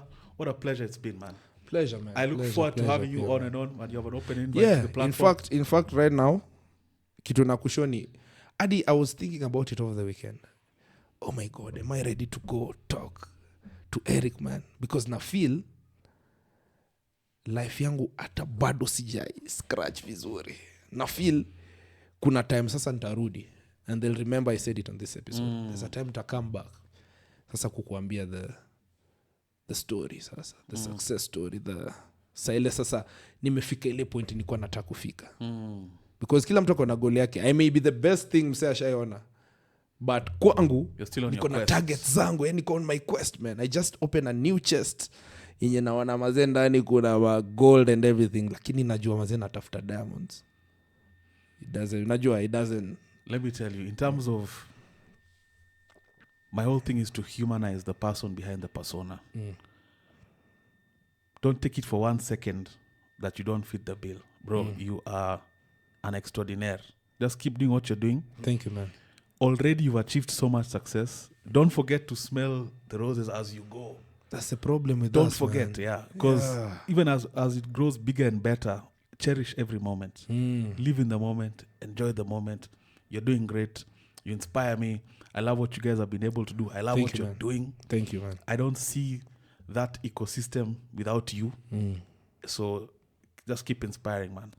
Thank you, bro. Yeah. And finally, and that's what I was even telling you about, having a partner who sees you as a human being or shows you the truth. Like, Buddha, una dream kulala state of kesho aje. You know what I'm saying? Like, una dream kuenda ati ukae na Trump kwa ndege mbonge mkule. What are you saying? Unajua? Eric, you want to run the Boston Marathon? Yeah, like yeah, you know what I'm saying? Like aje. So, and that's what I'm telling you, like ye ndo pia at the same time ataniambia, wow, what you did, what you've been doing is definitely so dope. It's definitely because for us it's more mazeni make a head down niko na move. Sometimes I don't even see some of the wins. Unaona? Because maybe pia sometimes nakuanga scared that neza angalia hivi nione, oh shit, I have all this, I've done this, afu nikae hapo. Na maybe nilikuwa naishia pale, but it's what I've learned. It's good to appreciate everything that you're doing as you go. Yeah, celebrate hizo wins tu Kisonga. And I appreciate it, man. Thank you so Eric, much man. for coming. It's been a pleasure. If you haven't subscribed yet, you're slacking. Every other time with Eric, riveting conversations, Tonio KIbz. It's been a pleasure. It's a wrap. Every other time.